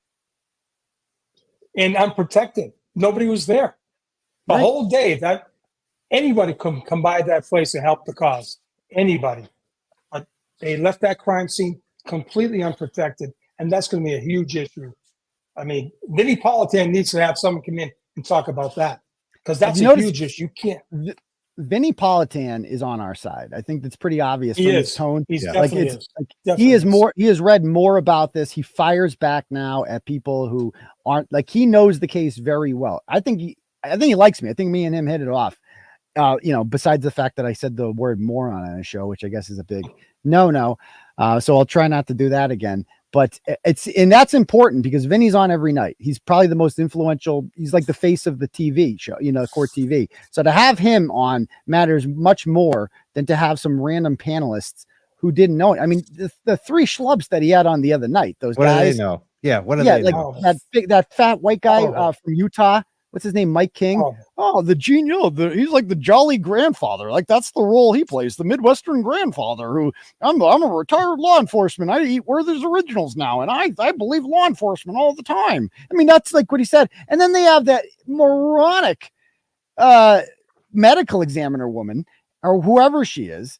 And she said that, like, no, those look like they came from under the car. She says of those, like, dude, my kids know there's a dog scratch. And Vinny fired back at her. He's like, what about scratches? She goes, those don't look like bites. What about scratches? We all agree that there aren't many bite marks on there. There's good scratch marks on there. So like I can, like the dog jumps up on you, does that, you're going to bleed.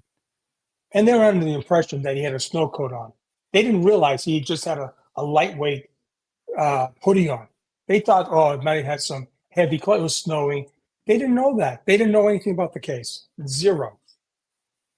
Yeah, I'm just getting a little sick of the fence sitters. The note my objection woman on TikTok.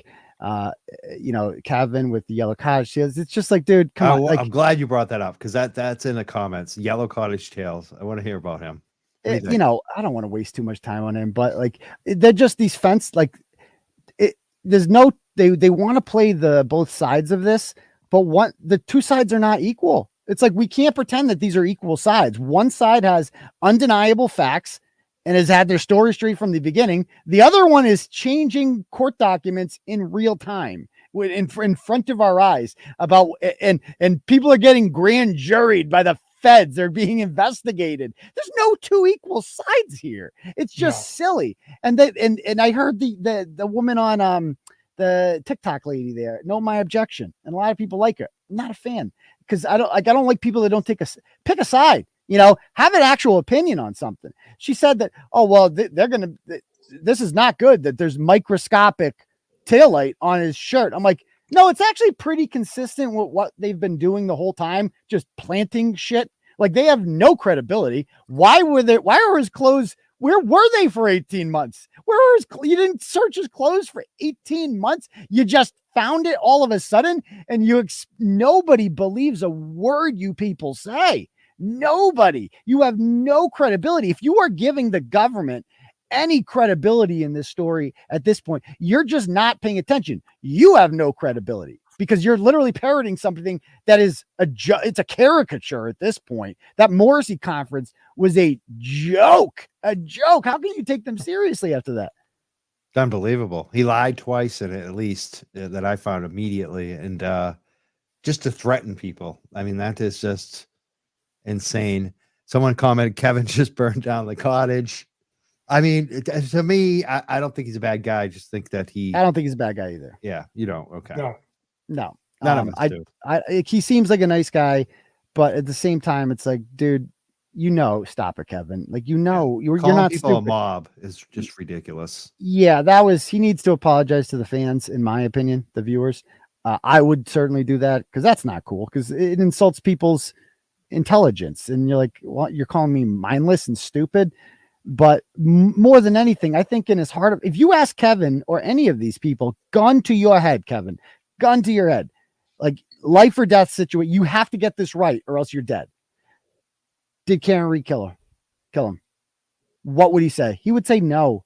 They would all say no because if they actually had something on this of value, they would all say no. They know in their heart of hearts. And that's what I mean. They're just dishonest. They know she didn't do this. And they're just continuing to parade this like, oh, maybe she did. Maybe she didn't. I don't really know. We'll have to see what's presented at trial. What's going to be presented at trial. We've seen it all. There's evidence and discovery. It's all out there in motion. The trial should not be happening. Like, that's what you should be saying. This is a farce. This is a waste of taxpayer money and resources. It's morally wrong to do this to Karen Reed and her elderly parents, to drag them through this. They don't want to be doing this, going to Dedham court every that's got to be so nerve-wracking.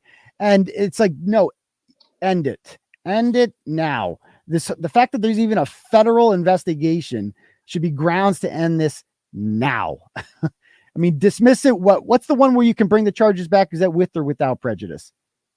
You can't bring the charges back with prejudice. It's okay. So dismiss. You exonerate with prejudice. So they can dismiss it without. So they can dismiss it without prejudice. With prejudice means it can't come back. Never come back with prejudice. That's the government.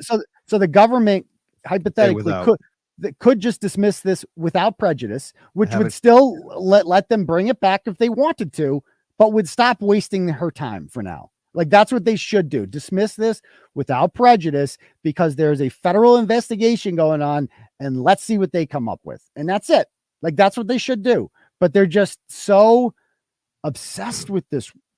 I think it's more than Karen Reed. I think it's just them. Brian Albert has to have something on Michael Morrissey. Nothing else makes sense to me. Why is this man going so hard to defend Brian Albert? Can anybody explain that to me? That's the part I don't get.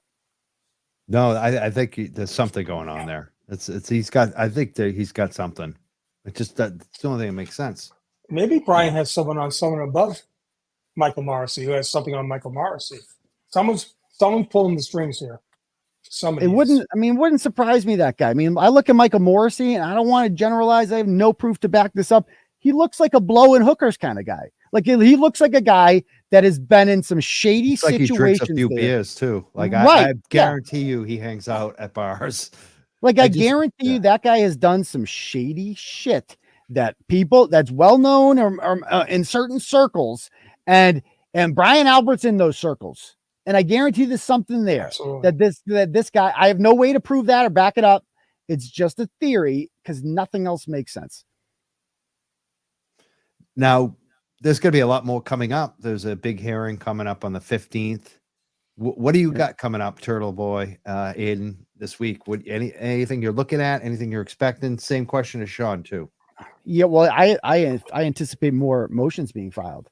I anticipate a response from Karen Reed's team to the alterations in the report about the time. They have to respond to that in writing before the hearing.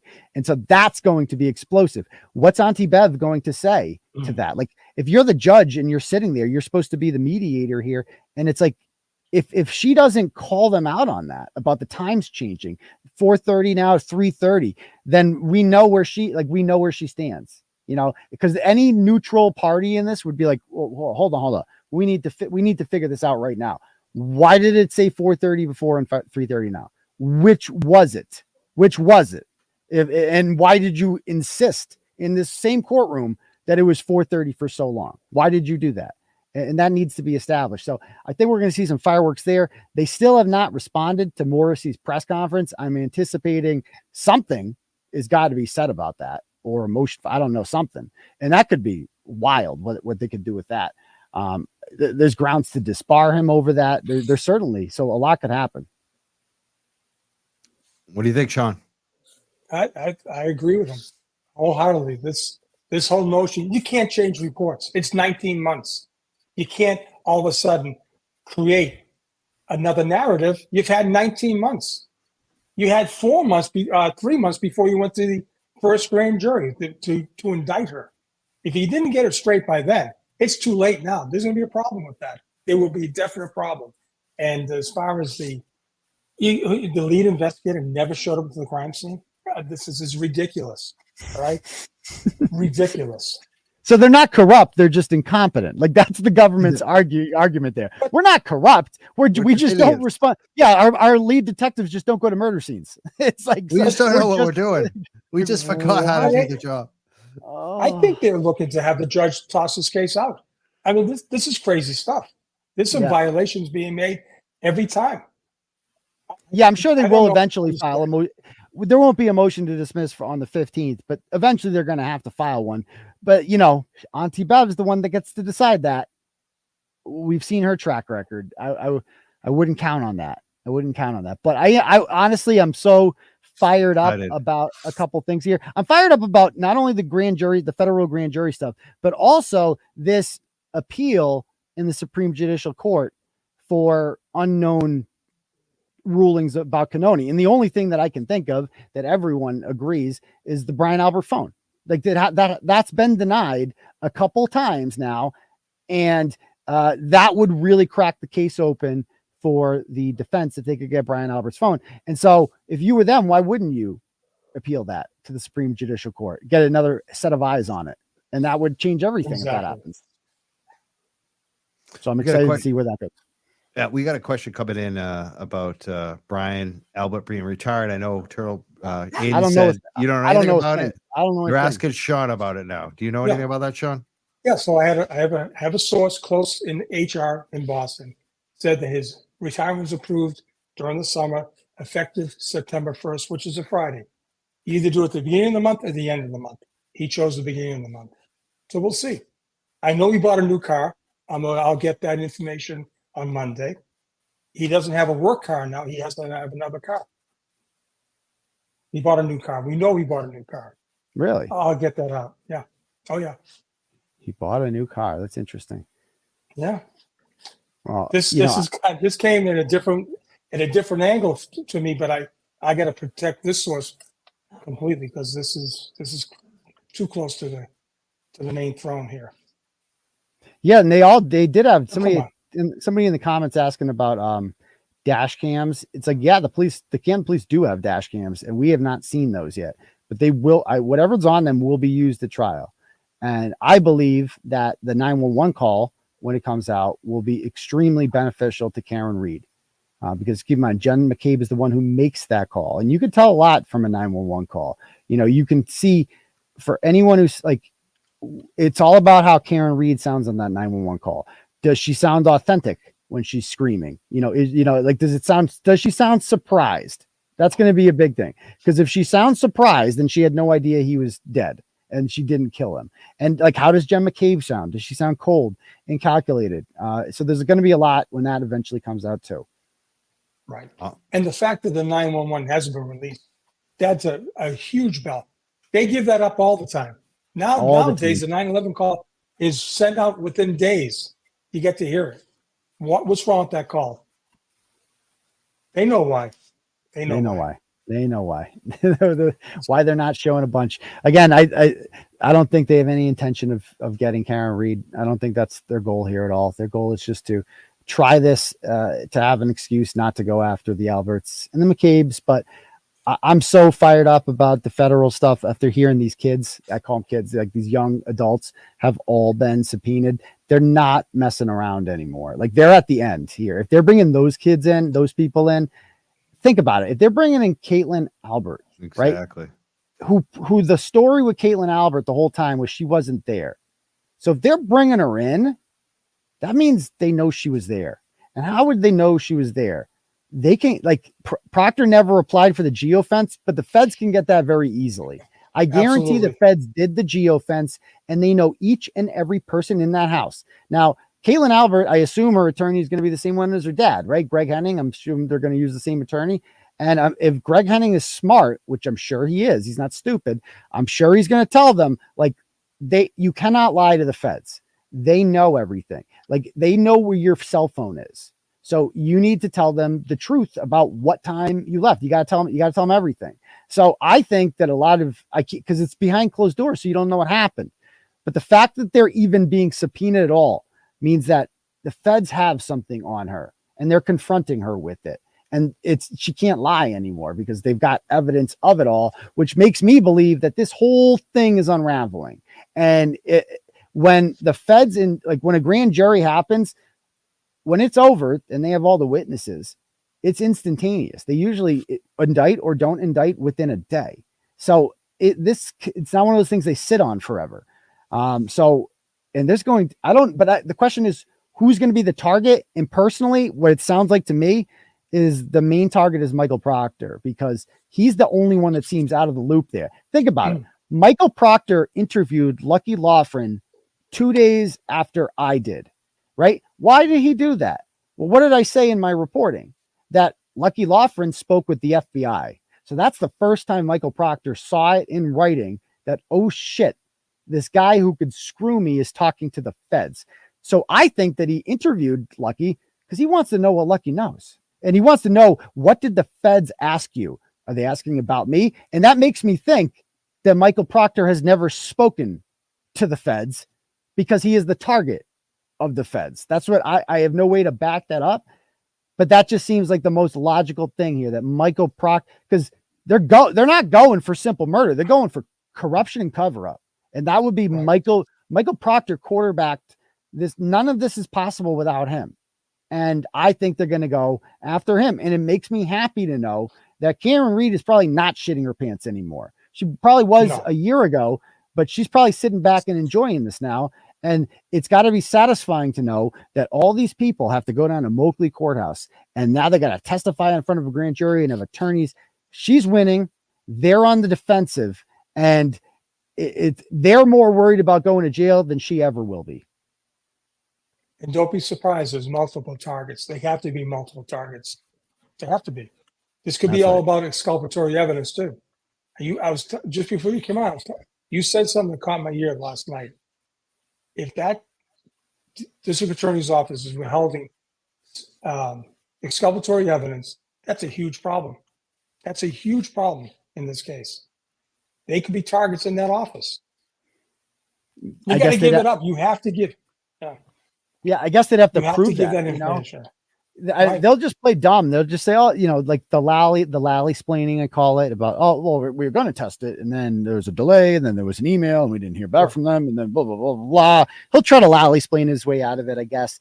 I think it'll be hard to prove that they, like what specific piece of exculpatory evidence did they not give to the defense? Can you think of anything? I could think of a lot. What's the first thing that comes to mind? That they were purposely told not to search that house. They were. Is that from your sources? That's a theory or sausage? No, that's a theory. Okay. They were purposely told to back up. What if that was caught on? Yeah. What if that was caught on a wiretap? You think this? I was thinking that too. There's got to be wiretaps. That's how you prove. That's how you prove that office is involved, because it has to go back to him. He has to say, I don't believe Lally believes a word he's talking about. I believe Lally has a gun to his head. Nobody can look at those affidavits. Nobody can look at this case like Lally is and believe he doesn't have the passion. He's like a wet rag. He doesn't have the passion that he should have for this case. He's not defending this. He's not presenting this case with passion. Does he have passion? I've never seen him in action before. Like, I can't imagine that man having passion. Like, he's dull. He's dull. I mean, most prosecutors get up with vigor. It's an act. It's a game. But you do the best you can. And he's not doing it because I don't believe he believes his own case. It's impossible for him to believe that.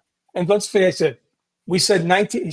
Who said that? Coffin Daver, 19 inches of snow, and the evidence levitated through the snow. We're going to believe this? No, they'll have a new explanation for that, I'm sure. So they'll say, "Oh no, they shoveled." This is what they do. They just add on after they see the weaknesses of their case. They just add shit on. That's what they've done in their most recent thing. They saw all the weaknesses of the first one, and then they just add shit on. I found another thing that they got rid of earlier today. Let me bring it up. It was from another thing I noticed that they deleted from the charging documents that they had earlier. Let me see if I have this. Okay, so in the charging documents, the second paragraph of the charging document says, on January 29th, 2022, at approximately 6:04. Can I bring this actually up? I'll show the screen this. Possibly. Are you able to? I don't know. I have no idea actually. You can try it. Yeah. Can you? It should be in the bottom. Oh, I got it. Add to screen. Yeah, look at that. So see that sentence right there? Fairview Road being a publicly maintained roadway with the town of Canton, right? Guess what's now missing from the new report? I'll show you. So remember that one that you just saw right there. And now let's look at the new one.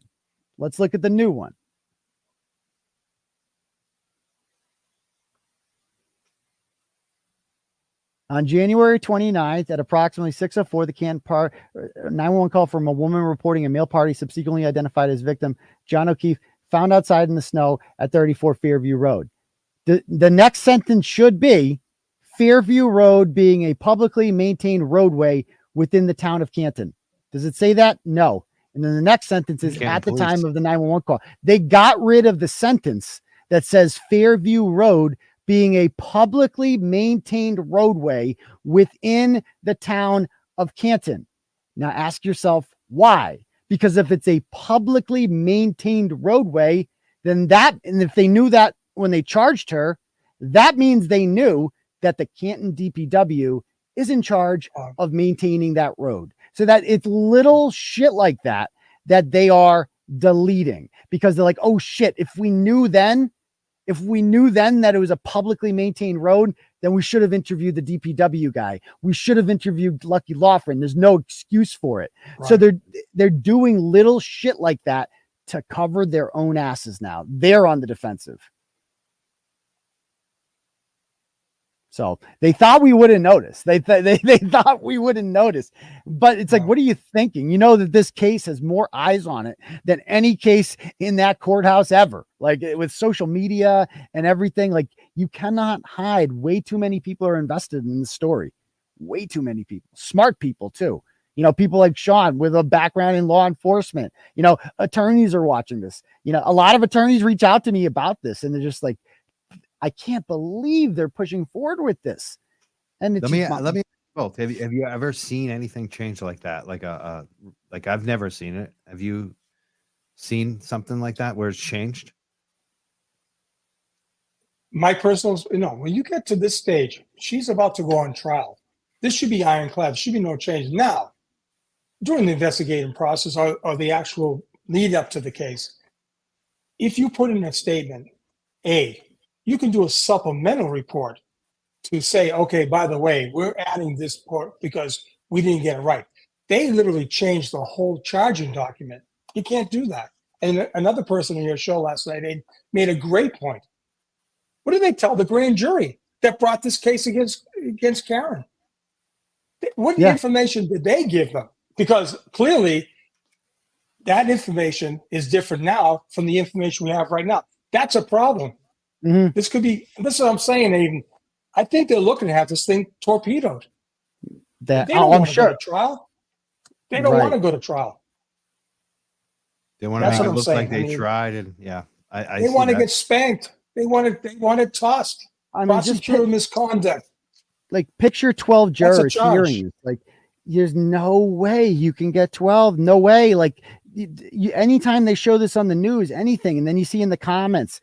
Everyone, new people seeing this are just like, no, like no one is going to be able to be like, put her away for life. I'm that convinced of her guilt, because that's what you have to be to say guilty in a murder trial, is put her away. Even in cases where they got a shitload of evidence on the defendant, there's always some doubt that going into the trial, you don't know what's going to happen. Casey Anthony was found not guilty. They had a shit ton more evidence on her than they ever did on Karen Reed.